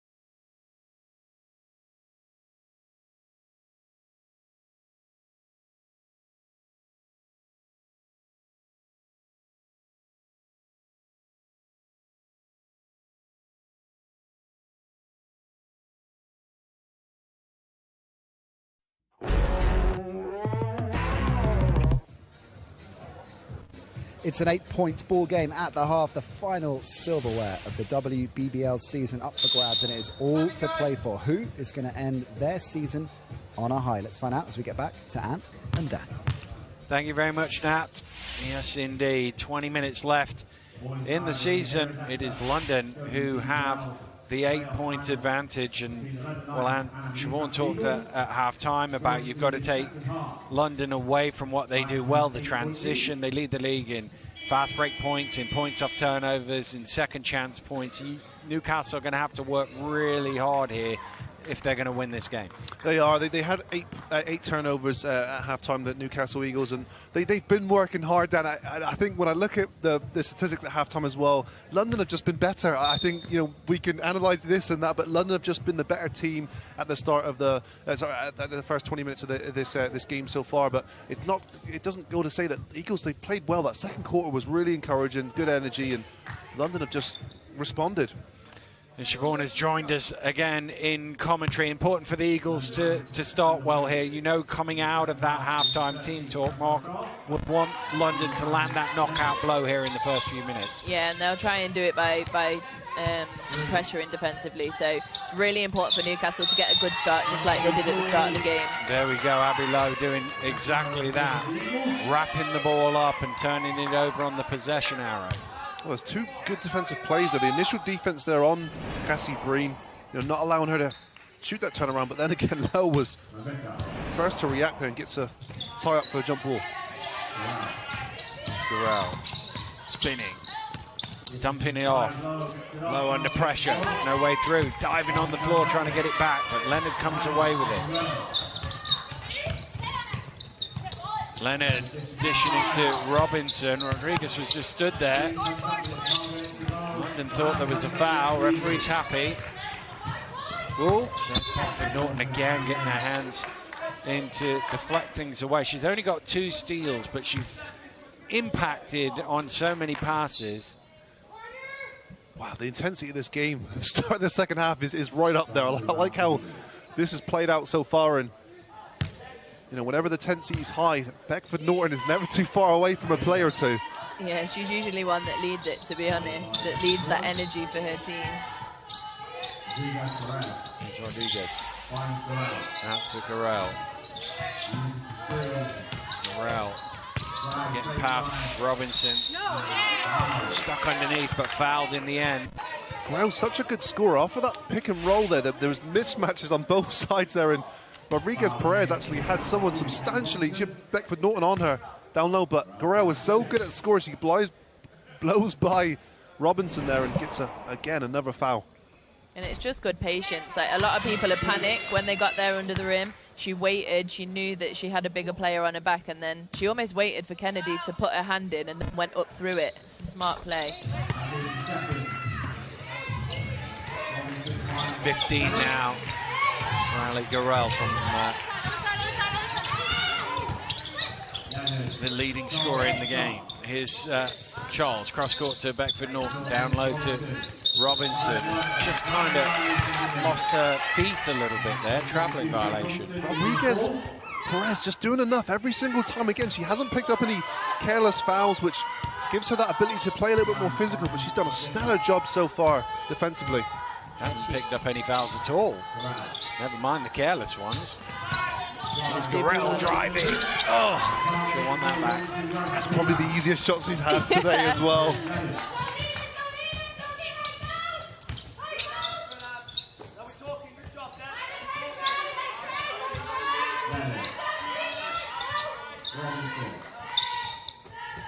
Beckford Norton for 3. Back iron. Great rebound.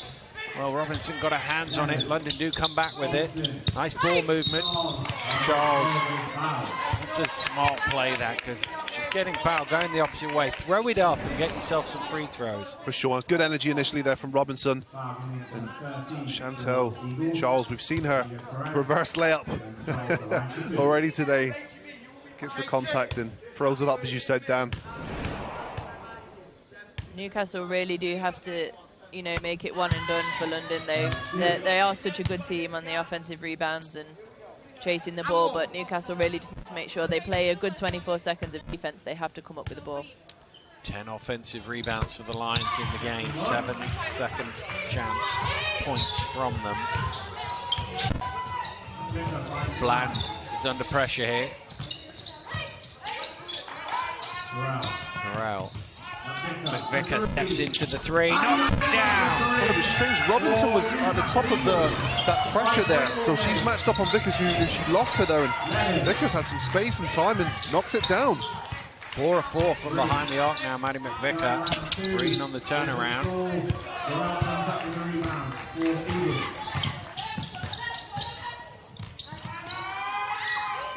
Bland onto low. She's going to hit the three as well. Back-to-back threes for Newcastle. And suddenly the lead is down to 2. Well, they seem to do it in bunches. They get one to go and then the rest follow. Big shot from low. Yeah, that's what makes them so dangerous. Green to reply with a 3. Doesn't go. Low with the rebound. Oh, stolen away by Leonard. And she says, thank you very much for 2. That's why she leads her team in steals. Good anticipation from her there. Gets across and easy finish. Well, she's always the threat for a triple-double. Sometimes with the steals, she can be a threat for the quadruple-double. That's her first, though. McVicker again! From behind the arc. 5 of 5 for Maddie McVicker. Goodness me, she is flying right now. She is. I know they're hitting their threes and they don't take long to take them, Newcastle, but London really have to get out to those shots better. Well, that might be the best way of guarding McVicker. Try and get her in foul trouble and send her to the bench. Yeah. She isn't quite as tall as and as athletic as Garel as well, so you want to run her off the line like you said, Siobhan, because you've got bigs inside there as well with your London. That's one area you're not short on, interior size, and being able to challenge and make those shots very difficult for the smaller offensive players. Yeah, you've got help behind you, so as an offensive player closing out, you just need to get her off the three-point line. That's what she's doing well right now. Well, she's 0-4 from 2 and 5 of 5 for 3. Here's Low. Good pass. Oh, blew the layup though. Rodriguez is there to recycle. Garel for 3. Off the mark. Good Norton wins that battle. Looked like Abby just expected she was going to get hit a little bit there, and she had a little bit too much on it.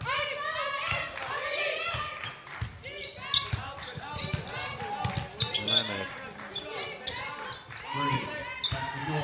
Beckford Norton throws it away. Black with the steal. Good defense again. Beckford Norton was trying to get something to go there. She was initiating the contact, but they didn't reach. Garel gets the roll and a chance to tie the game from the free throw line. Wow, it's just the energy there. Another good stop on defense, which then ignites the offensive transition.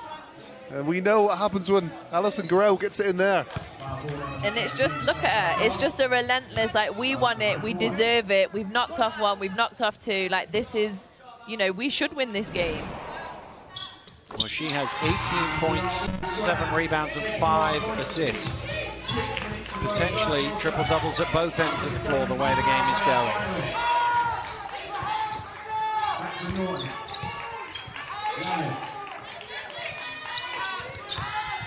Charles down the lane. Ume gets into the paint. Him off the Newcastle hand and will be a London ball.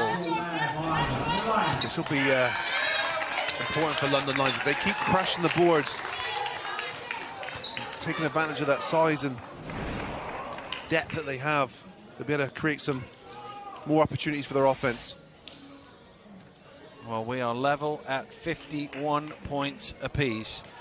We have just over 4 minutes gone here. Great start to the third quarter by the Newcastle Eagles. 14 points to 6. They've outscored them, which is, well, we were saying Mark Clark would have wanted the complete opposite of that come out. And if they win that first 4 minutes 14 to 6, they'll be well away. I mean, it's just credit to Newcastle, isn't it? Every single, the quarterfinal, the semi-final, they're playing against tough opposition. We're expecting them to come out and, they're 8 points down against Sevenoaks, they're 8 points down against London, and we almost expect them to the other team to sort of continue that lead. But absolute credit to them. They're just sticking to what they do well. They're trusting each other. And 2 times now, once in the semi-final, and now they've come out, they've dug themselves out of that hole, and they're right there. They certainly are right there. Make their way out onto court, knowing the scores are level.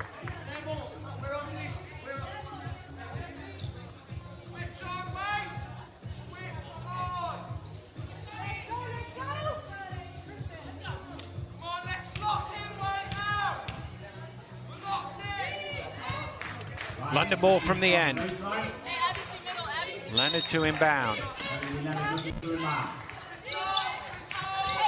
Apologies if you heard anything untoward across the mics. You can imagine the stakes that are out there. Here's Leonard. Double dribble the ball. Really good defensive pressure and stance there from the Newcastle Eagles. And again, it's plays like this that are really encouraging for the remainder of the game out of that timeout. London great from Beckford Norton with the steal. Running hard, but Vicker knocks it loose. London still have it. Breen for three. White again, an offensive rebound. This time it's Une, and it's Rodriguez with the foul. This is where they can really cripple the defense of the Newcastle Eagles. The offensive rebounds, we've seen them already this quarter, crash the boards and get rewarded for it. Yeah, they are a relentless team, London. They're just going to keep working until the final buzzer goes.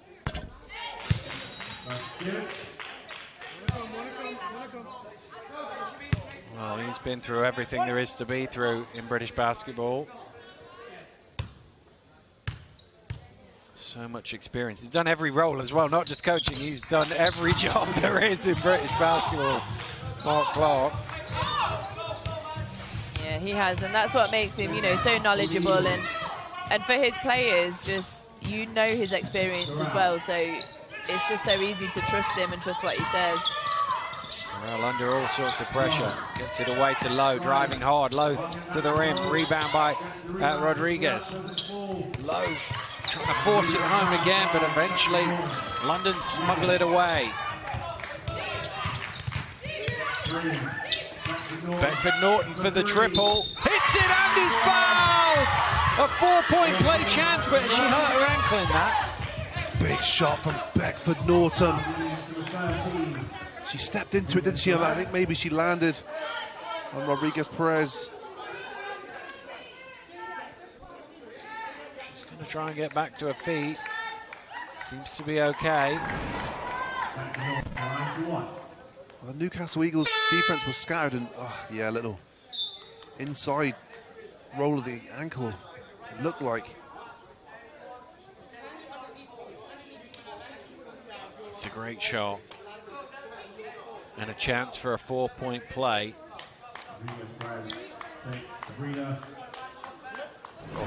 Look painful. She's tough. She's not going to go out that easily.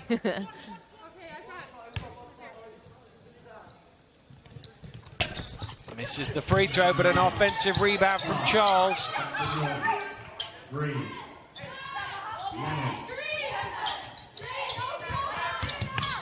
Leonard, top of the key. Finally, Newcastle get their hands on the ball. Burrell takes the foul.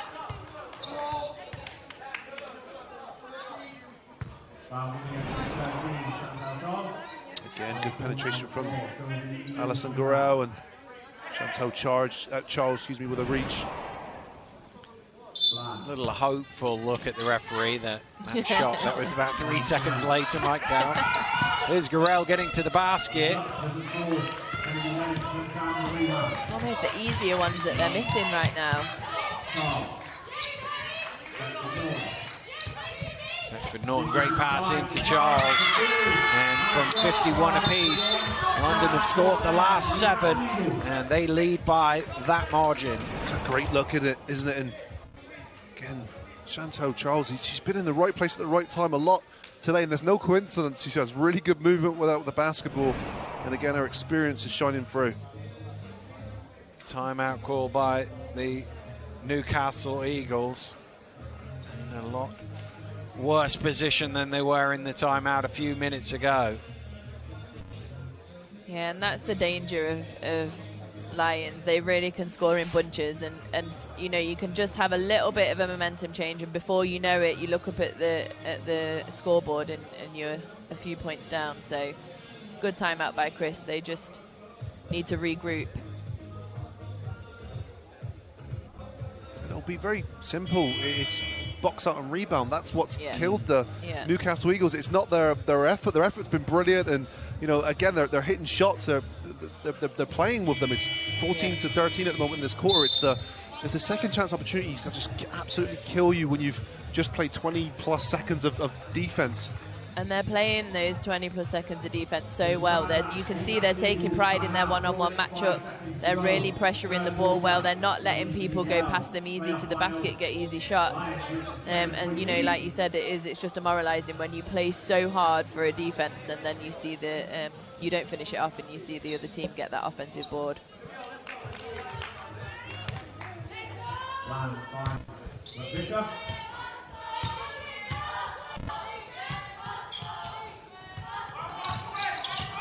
Vicker.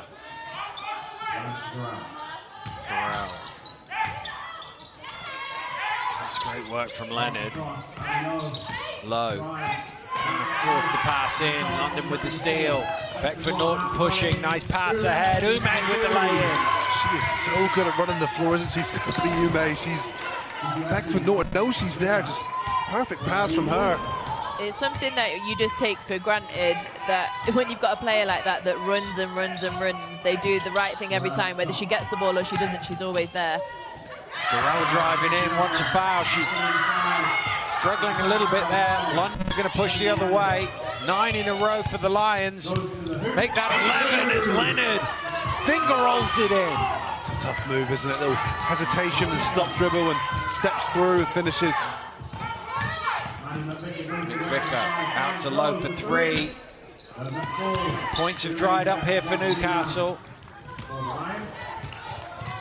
Took a bit of a chaotic turn in its favour in the London Lions. They're capitalising on it. Leonard's shot is off the mark. That will be a Newcastle ball.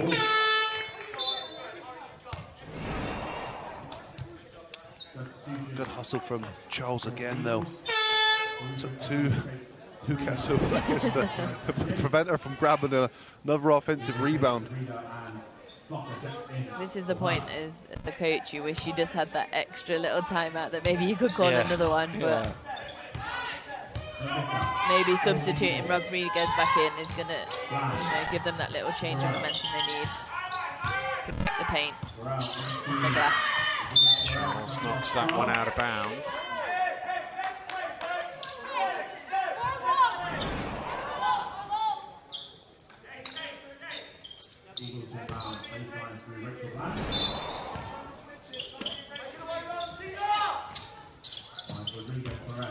Rodriguez.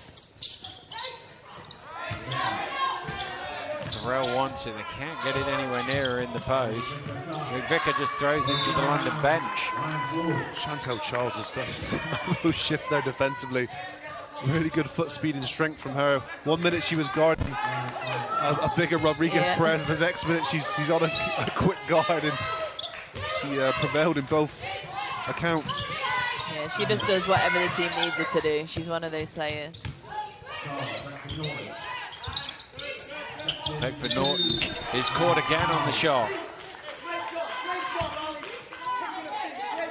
She's getting the defenders to bite on her shot. Already getting down 1-3 and now on a jump shot. They've clearly respected her jump shot from her performance in the first half. I was going to say the same thing. I mean, she's made them, hasn't she? She's made them respect it because she's just hit shot after shot. Well, she now becomes London's leading scorer in the game with 16.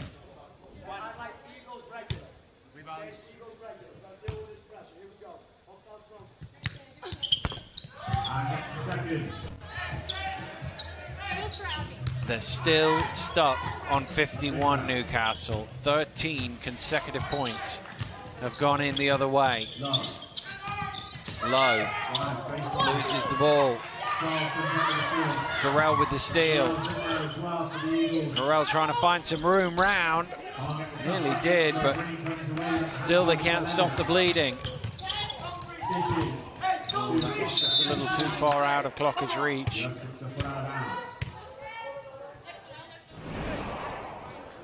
That's the right idea, but I have to say on that occasion, Kennedy Leonard wasn't on the money. Clocker had to reach over there to try and recoup that ball.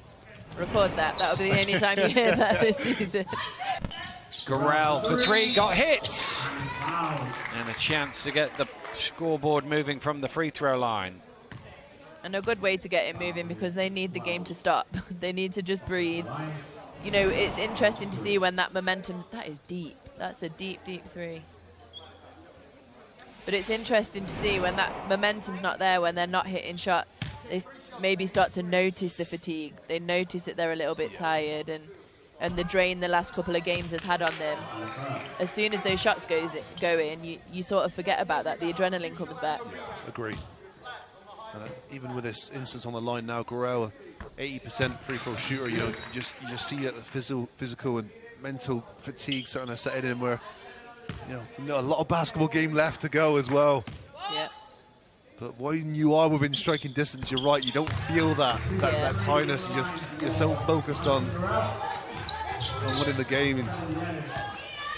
Well, they're off 51 at least. Leonard, long two, just had a toe on the line.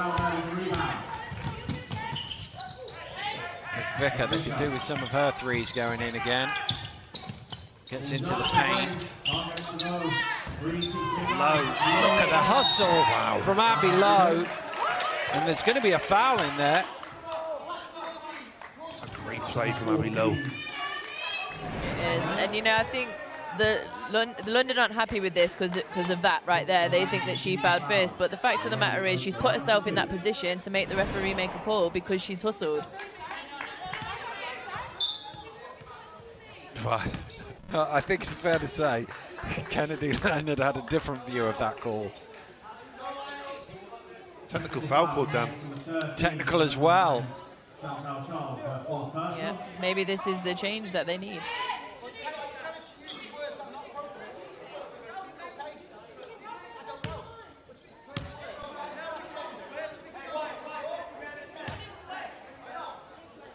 So Garrell at the free throw line for the technical shots. They're over the limit, so there will be, and they've got a warning again for any more chatter, and there'll be more technicals about. Well, an opportunity here, and all off a hustle play from Abby Lowe as well. All that this sequence of events here is unfolded because of a good anticipation from number 9. Chantel Charles is on 4 fouls, goes out of the game. She's been really good this half as well. She's been good at the whole game, to be fair, but I feel like she's been really good this quarter. She is, and that's big for them as well because she's the player that, the smart player. She's the experienced player, so she's the one that is settling them down when they need it. And if Newcastle go on a run here, they haven't got her out on the floor to do that for them. Well, that was who the technical was on, which was why it was her 4th foul. Lowe with the foul, both teams over the limit. So 2 free throws.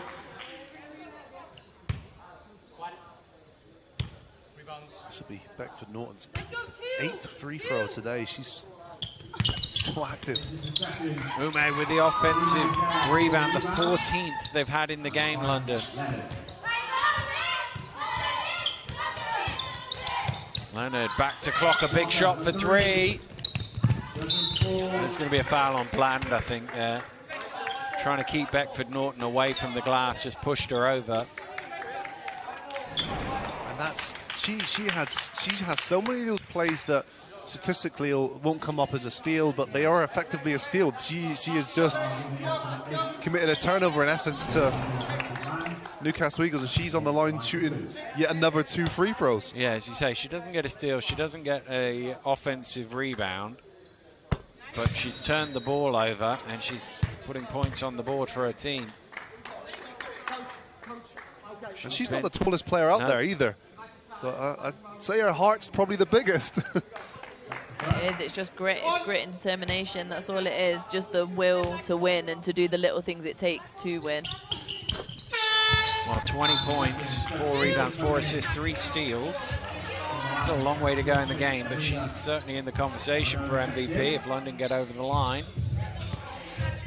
I agree. You always know players playing well when you said her name 100 times already.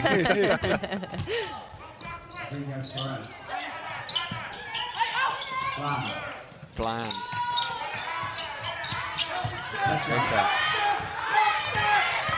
Vicker gets all the way to the basket, knocked away by Goranova. Leonard to Glocker. Glocker lays it in. No look pass there from Leonard. I thought she was going the other side too. Beautiful pass to Glocker, the finish. She's just equaled the playoff final record for assists with 8. Rodriguez-Perez a little bit short. Kennedy Leonard, does she heave? No, not in time anyway. Well, good third quarter for the London Lions. They weathered the Newcastle storm in the early stages, but they pulled away again. It's 69-55. Fourth quarter action coming your way soon.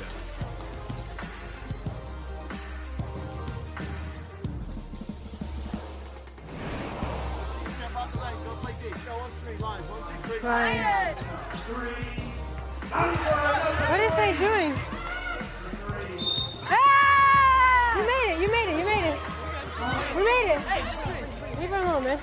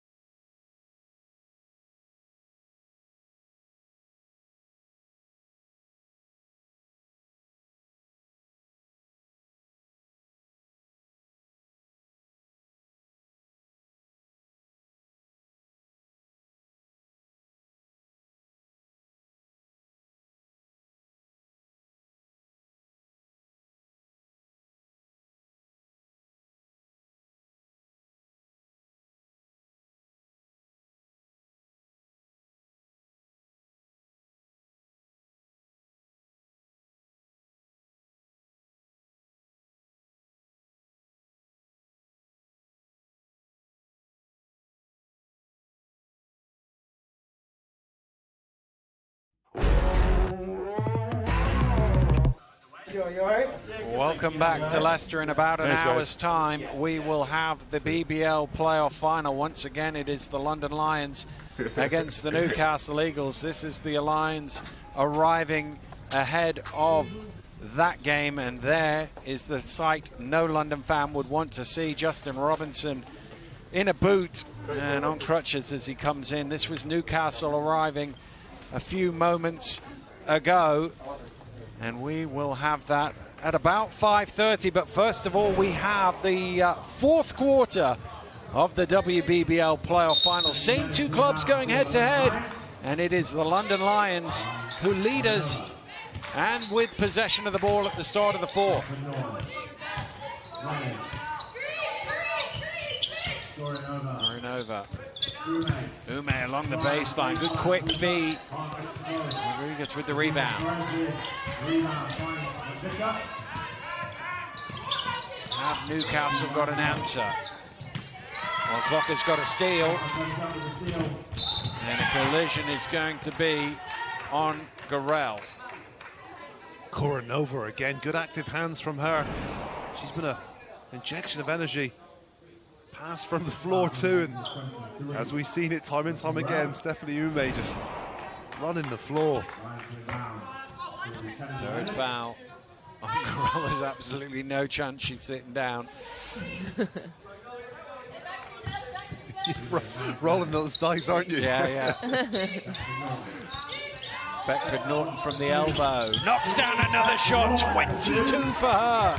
It's the problem, isn't it? When you don't foul her on the jump shot, she makes it. Sometimes when you foul her, she makes it anyway. Yeah, what a game. What a game from her so far. She's been superb, start to finish. Low along the baseline. Bland. Foul. And she'll go to the line. And I think as well, you know, we're just taking for granted how hard she's working defensively, but it's so hard to be that effective defensively for your team and also that effective offensively for your team. You know, it's just a great job by Beckford Norton today. Well, Bland, who was 5 of 8 from the three-point line in that semi-final, hasn't even managed to get a three-point attempt off. That's her first point of the game.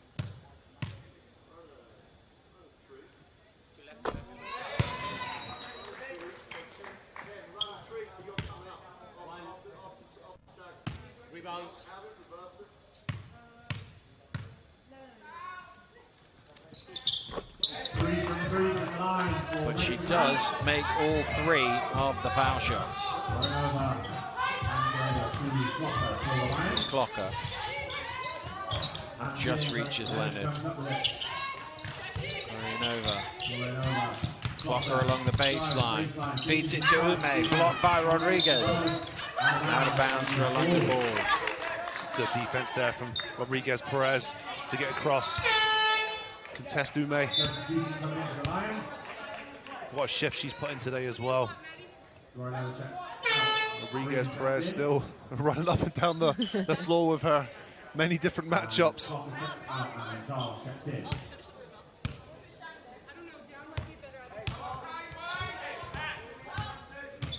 Well, they're 13 down.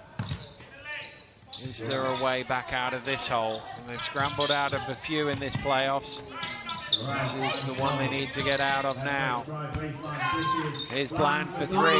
A piece of that from Breen, but it comes back to Newcastle.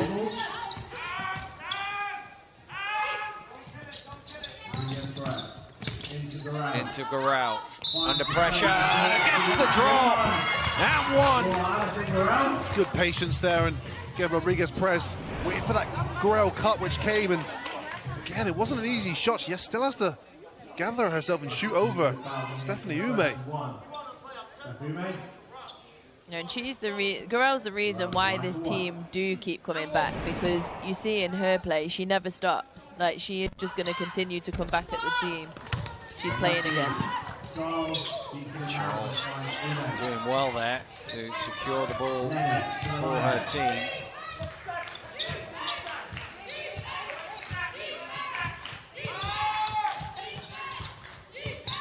Leonard. Rims out. Great rebound from Beckford Norton. Out to Charles for 3. And again they're on the offensive glass.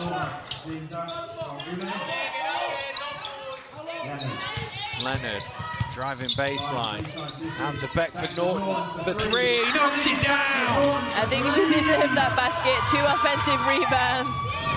You really deserve to knock that down in the corner. Work hard, good things will happen, and as you said, Siobhan, Beckford Norton deserved every single point of that. It's also the 9th assist for Leonard, so puts her name into the record books. To be honest with you, in the press pack they should have just put Kennedy Leonard 2021 insert number here, shouldn't they, for that assist record. Here's McVicker for 3. A little piece of that, I think, or did it just fall short? No, it just fell short.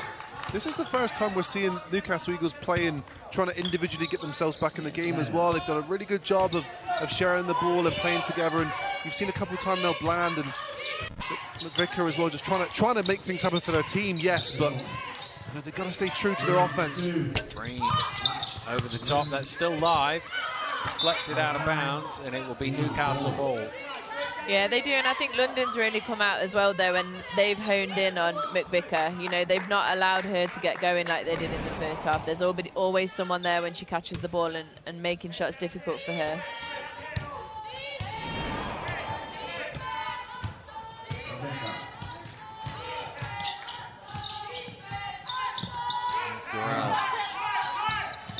Steps back for three. Knocks it down. Abby Gorell's up to 26. It's a difficult shot right there. And step back, she gets so much space on that step back dribble. Knocks it down. Good shot.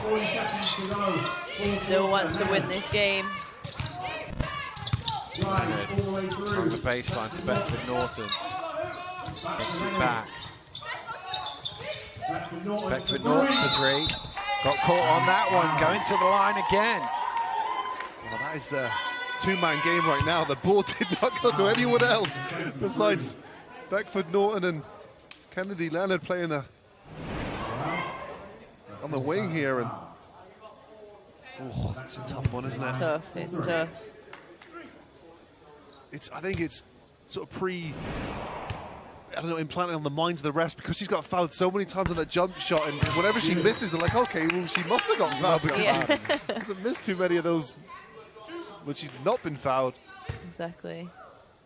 Well, as the first free throw goes in, Kennedy Leonard has a double-double with 15 points and 10 assists. She's 4 rebounds away from a triple-double. But we might get to the point where a triple-double is not quite enough to win you an MVP, because the way Bedford Norton is playing. She's got to be the front runner. We've seen some suspect triple-doubles around this in these playoffs at BBL and WBBL, and you're right, maybe it was a bad triple-double from Kennedy. Yeah. Here's McVicker for three. Runs out. Great rebound, so she's only 3 away now. But how, testament to her as a player, how amazing that she's got those stats. And not that we've not noticed it, but you're just so numb to her doing it, being involved all the time.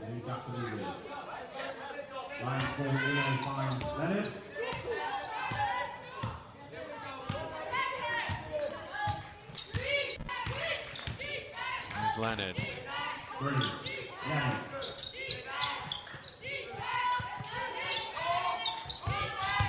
And it cross court to Ume. Ume with the set shot off the mark.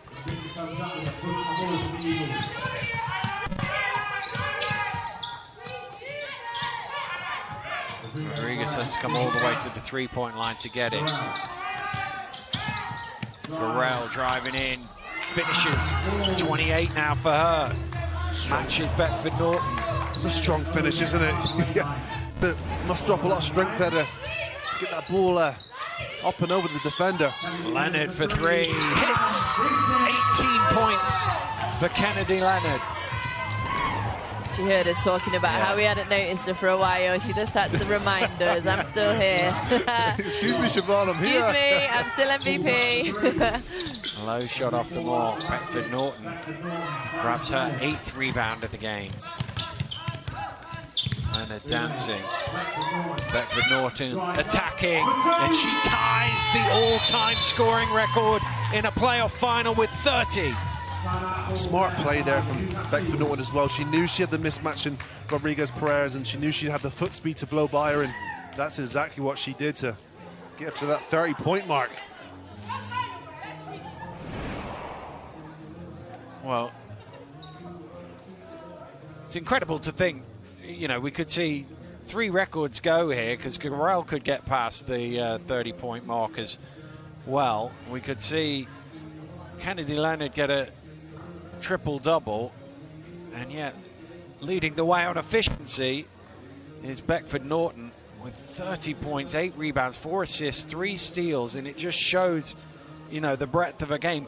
12 of 14 from the free throw line, which shows the aggressiveness and the willingness to drive to the basket as well. A few of them have been on jump shots because she's been shooting the ball well. Tremendous game. I think one thing she's done really well today is pick her shots well. You know, so when she's been in rhythm, she shot the ball. When she hasn't been in rhythm, she's driven to the basket. Or like we just saw there, what you said, Anthony, was she recognised that she had a bigger player chasing her out, and she took advantage of that. So I think she's done that better than I've seen her do all season today, is pick the right shots for herself. And if 34 on the index isn't enough to get you MVP, she has made a lot of intangible plays that can't be measured. You know, the deflections here, the tips to get to win her, a teammate an offensive rebound. You know, she's done a lot of those that we have to, I guess, consider when you're looking at that. The overall MVP is most valuable player. She's been pretty valuable today. She's not been bad. He's low. Scooping one up. Breen with the foul. Abby's been a little quieter than she has in the semi-final and the quarter-final. I think that's something that might have hurt Eagles a little bit, but she's continuing to bring it to them and to go at them. They needed that third scorer, probably a fourth scorer as well, if truth be told, and they haven't really found it. Low now up to 10, but not shot the ball very well to get those 10.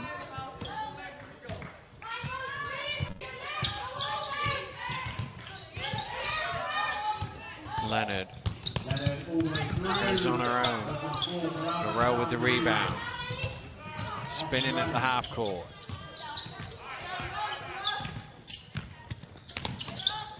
Garrell back out to Lowe, stolen away by Breen. London have numbers here. Breen, well, she was looking for every other option, and in the end, well, I'll just score it myself. Like, why are you trying to pass it? Like, do you know you're Cassie Breen? Just shoot the ball. That's an offensive foul. McVicker with the hand in the chest of Beckford Norton. Shanice Beckford Norton. She leaves the game now. She's done more than enough, and incredible the impact she's had on this ball game.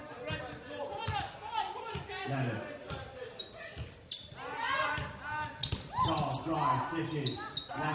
to Breen for three. String music for Cassie Breen. It was always there, wasn't it? Cassie Breen's. It's difficult of a shooting day she's had. She's always got that capability to pull up in transition or hit a three in the corner. Rodriguez takes a trip to the free throw line after that foul.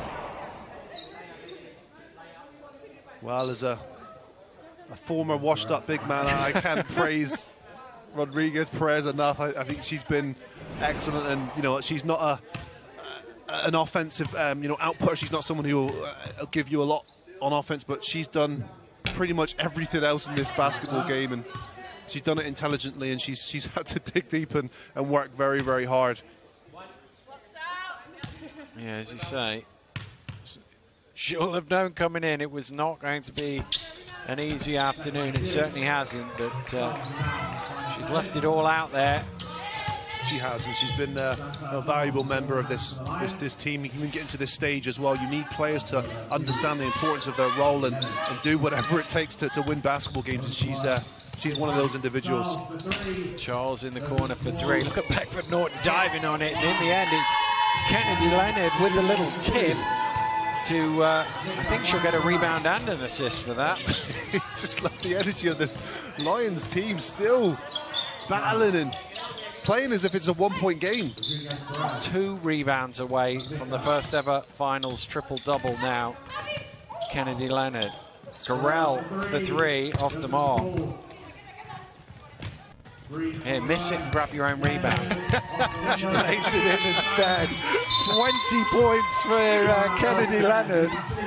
20 points, 12 assists and 8 rebounds.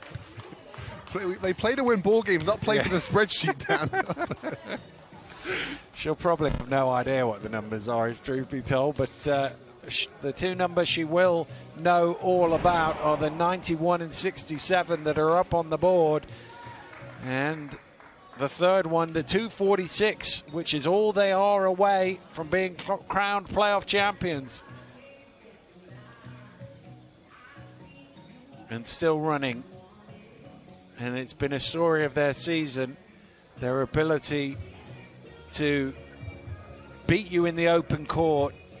As we said earlier, they're so good at turning their defense into offense and turning you over, grabbing rebounds and getting out quickly, and we've seen that here today. They are, and I just think their mentality as well, they're very, I think, disciplined in that sense. And they, even when Newcastle Eagles went on their runs today, and they could have got a bit shaky that third quarter. Yeah. Some shots went down. You think, oh goodness, here we go. But they didn't. They maintained, what they do best, and I think Kennedy Leonard was huge for them in that third quarter. She just settled things down. She made some shots. She made some plays, and Shanice Beckford-Norton has just been superb from the very tip. She has been that player that they can go to on both ends of the floor. Well, they can enjoy these last 3 minutes here. The London Lions, they have a big enough lead to know that victory is only a matter of time away. Here's Rodriguez along the baseline, getting all the way to the basket. Oh, nice move from Rodriguez Perez, and again, someone who's deserving of that finish. Leonard, down to Ume. Breen. Leonard now wants the ball, gets the ball, drives in. Tipped in! What a great tip from Chantel Chol. She has been an absolute monster on the board. She's been superb. She's her fourth offensive rebounder today.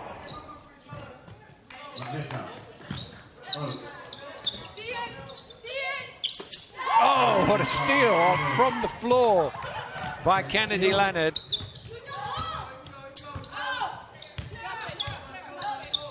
Leonard now for three. Vicker with the rebound.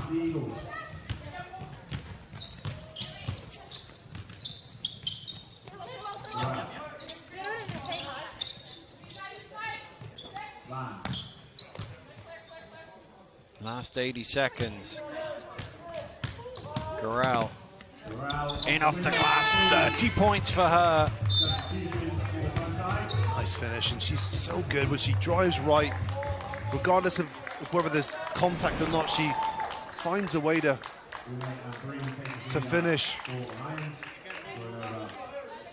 Oh my, 22 down, but this does not feel like a 20-point game, does it? It's credit to London for being able to flip a game on its head that quickly. Much like the London Lions men's team, but it doesn't feel like a 22-point loss that the Eagles could incur here. Here's Leonard. 5 on the shot clock. Charles needs to get this away. It was deflected. Beckford-Norton did well to duck out. The instinct is to try and grab that, but she knew it was going to be her possession. 0.9 on the shot clock.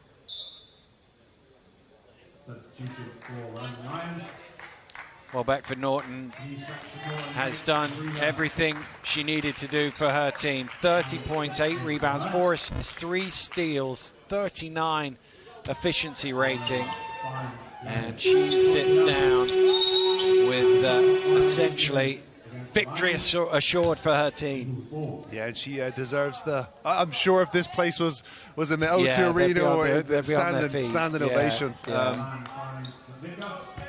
It's been a stellar performance. I said it once, I'll say it again, because she deserves that recognition. She's been great both ends of the floor, and a massive part of the reason why they'll win this WBBL playoff final. Oates for 3, long 2. Leonard with the 9th rebound there. She's 1 away. There's not enough time.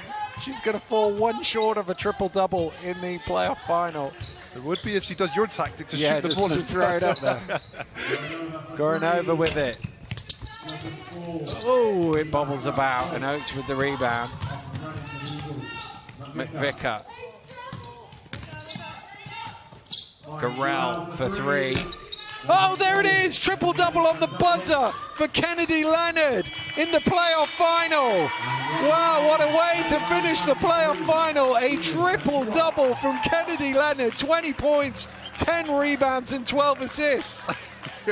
Sometimes when you work hard, good things happen. And does she deserve that triple-double title? Yes, she does, because she has done everything today.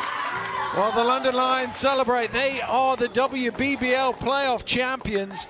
And as you say, when you look up at the scoreboard, 22 points in the end. They were made to work really hard for that. It was only in the third and fourth that they were able to pull away. For sure, firstly, recognition to the Newcastle Eagles, who were, superb. They give it everything, but the London Lions were just better today, and I think from their attitude and from the energy they exerted as well on court, they were just the better team today, and they had performances across the board as well. We're struggling to decide who's going to get MVPs. We talk about Beckford, Norton, and of course Kennedy Leonard, but they've had some really good performances too from Chantel Charles, who I thought was really good for them today, offensive rebounding and just doing anything and everything. And that Newcastle team can be rightly proud of what they've done in this playoffs, the run that they've had to knock off first and second in the league, an incredible run. Oh, it's been amazing. I think they've captured the hearts of many of us as well. I'm from Plymouth. I played for Rangers and Leicester. No affiliation with the Newcastle North East whatsoever. And even parts of me just wanted them to do well today. And they did do well today. And, all the fans watching at home should be extremely proud. Well, they certainly should. But it is London Lions Day. Ali Garrell with 30 points, 9 rebounds, not enough. And Kennedy Leonard may well be the first player anywhere with a triple-double in a final and not win the MVP. I mean, that's amazing to think. An incredible performance from her. But incredible in the fact that it's what it happens. It's what she does. It's not a surprise. I just like the way she plays as well. She's not forcing things there. And if you watch this game back as well, you'll see out of crucial parts of the game, out of a timeout or off the end of a Newcastle Eagles run, Kennedy Leonard did something, whether it was penetration, a kick, or scoring of the basketball herself, or just orchestrating offensive transition. She responded every time there was doubt of them winning the ball game today. Well, the teams lining up on court for the presentation. Of course, in the old days, there would be somebody in the middle, a big presentation party coming out to shake hands and whatever. But in this COVID era, they will have to go and collect their mementos on their own. And we will go through the ceremony now, and it will be Newcastle Eagles as the runners-up who will come up and claim their mementos. First of all, Maddie McVicker, 19 points, had that flurry of threes when they were doing so well. Number 13, Deborah Rodriguez-Perez. Abby Lowe and Rachel Bland played such a part in getting here. Number 16, Molly Arnold. Number 17, Ruth Gorby. High fives from the coach, Alison Garrell, who ends up tying the scoring record. 2 players, both scoring 30 to join Helen Naylor in the all-time record books for most in a playoff final. 30 points, 9 rebounds, 5 assists, couple of steals. Shot at 50% from 2. Couldn't have done much more for her team. Alison Garrell as well, Dan. You have to tip her hat to. She had a lot of expectation and pressure on her coming into this game. And she delivered. Record-breaking delivery. He did. But now is the moment for the London Lions to collect their mementos. Beckford Norton, unbelievable from start to finish for them. But we talked about them having a deep bench, a lot of people who can contribute. They did get a lot of other contributions. We talked about the main 2, but it's a team effort for them. Yeah, I would agree, Dan. I can see people that didn't shoot the ball pretty well, but I can't name you one London Lions player that stepped on the court today and didn't play well or didn't positively impact the game. They all did. They all contributed in whatever way or form they needed to. And no, I would 100% agree with that comment. Yeah, it was a team performance and and a deserved win. And always delighted to see this man get some success. A lifer in British basketball. And, Mark Clark, he'll reflect it onto the team as he always does, but a key part of the success of not only the London Lions, but the whole Barking Abbey programme from whence it came. Now for the MVP, and amazingly, somebody posted a triple-double but didn't win an MVP. And Number 3, and the winner with 30 points, 8 rebounds, 4 assists, 3 steals, doing it at both ends of the floor. Whoa. What's happened? Someone's dropped. She's dropped a medal. Don't worry about that. Go get your golden basketball. The MVP of the playoff final, Shanice Beckford-Norton. What a performance by her. It really was, Dan, and I can't say it enough. I think from the very start, from the tip-off as well, she was just that player that just grabbed the game by its neck, defensively, offensively, offensive rebounds too. She was an absolute killer on those boards, and that jump shot of hers looked very, very efficient today. It certainly did. Well, they're going to all put the little medals down now so that they don't break any more. But they will come up, line up at centre court and get everything ready. And now she is the captain as well. So there is one more job for her to do. Playoff winners. And Shanice Beckford-Norton will walk forward. The London Lions! And the 2021 WBBL playoff champions, the London Lions!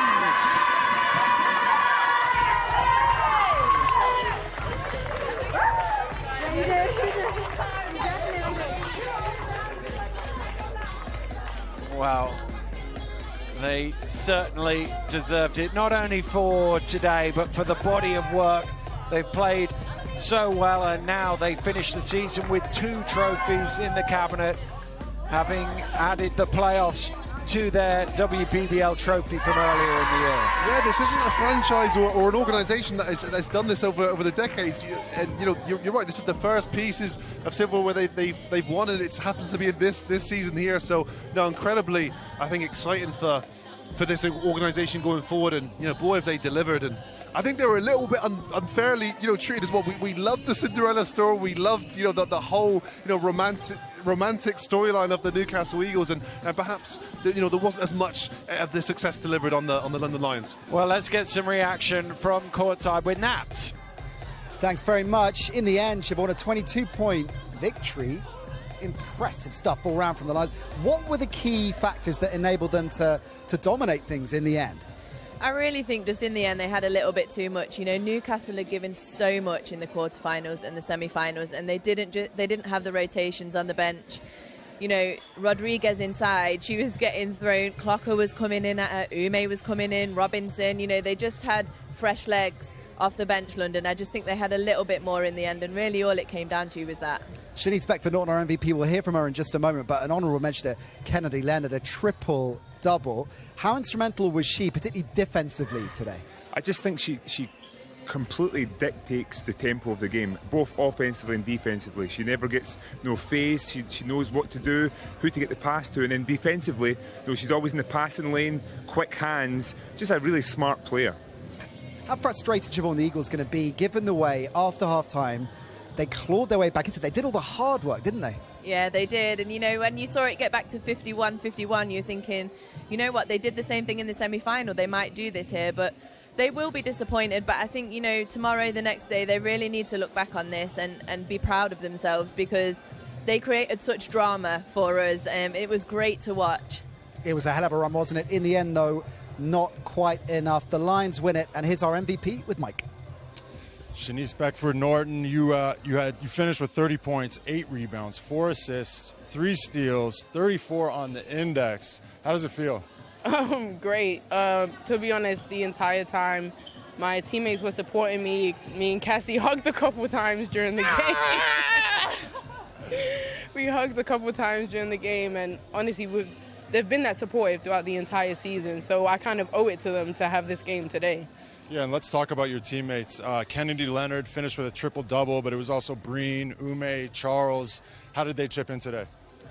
They played their role. Like I said at halftime, that's all we needed to do. Everyone needed to play their role, and we came out and we stuck to the game plan. We stuck to what each player needed to do, and we did it. Like, we completed the job, and we work in practice. We work hard in practice. Mark gets on us for not always guarding Cassie and sticking on her like teams would, and today, I think every practice has prepared us for the challenge that we had today with Newcastle. Yeah, and I think you really led from the front, being aggressive in the first half, but especially in the second half. You know, going hard to the rim. You got fouled. I think you went down with an ankle injury at one point, but you waved off coach and said, "Leave me in." What was the ankle injury like? It was just a little tweak. Like I said, I owed it to my teammates to play today and to play hard for the entire 40 minutes or the entire time that I did play.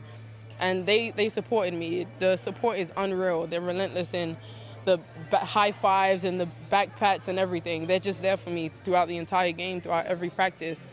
And we played as a unit. We played as a team, and we supported one another. I can't express it enough, to be honest. You definitely did. Well, you've just tied the playoff final record with 30 points. Thank you for your time. Congratulations. Thank you. A worthy MVP, Shanice Beckford-Norton of the Lions. Incredible performance from her. Absolutely drove the Lions this afternoon. And Siobhan, 30 points is the stat that will jump out. But talk us through what else she brought beyond that monster points total today. I mean, yeah, 30 points is amazing, but really to be able to do what she did defensively, she brings the energy for her team. They follow her energy. Look, we'll see the 30 points here. She can drive, she can shoot, she can score. You know, right here again, we'll see a nice little step back. But really what it is with Shanice is that she's going after every single ball. She's not letting any ball go. 50-50 ball, it's hers. And they don't always show up on the stat sheet, but it's those efforts that help her team to win today. How significant was that intensity that she showed from start to finish, Kieran, in terms of lifting her teammates? Well, she talked about letting defence dictate the offence, and I think she did exactly that. She was always like, I was watching her in detail, fighting through screens, getting in the passing lane, just being a complete disruptor. But with that, that really, like I said, set the intensity for her to get the points on the board. A performance that undoubtedly would have put a smile on her head coach's face. Mark Clark is courtside now with Mike. Coach, congratulations on the win. Let's shift the focus to you for 1 second. You're a guy who's coaching the Commonwealth. He's coached GB. You've pretty much had every basketball job there is in the UK. Where does this playoff final rank for you? It's right up there. You put it right next to, winning my first championship back in, 1985 or whatever that was. I think I can remember that far back. But the great thing about this one is that it's a beginning of something, because the organisation wants to do something with British basketball, and I think Shanice epitomizes that. She was a junior and whatever else at Barking with us, with Chantel. If we've got people like that, then British basketball's in great. So this is an indication of that, and that's why it's so special, because we've completed a cycle right now. And you've just mentioned Shanice there. Let's talk about her performance tonight. 30 points, 8 rebounds, 4 assists, 3 steals. How integral was she today to today's win? Well, she's integral to today's win. She actually sets the tone of what we do defensively. If we don't set the tone from Shanice on the ball in every game that we've performed well in, then we struggle. And today, not only did she do that defensively, but she actually then completed at the other end where Cassie was struggling a little bit. Even though she took good shots, Shanice carried us at both ends of the floor and led at both ends of the floor. So that three-guard combination we have, one way or another, they find a way to win. Coach, thank you for your time and congratulations. Thank you very much.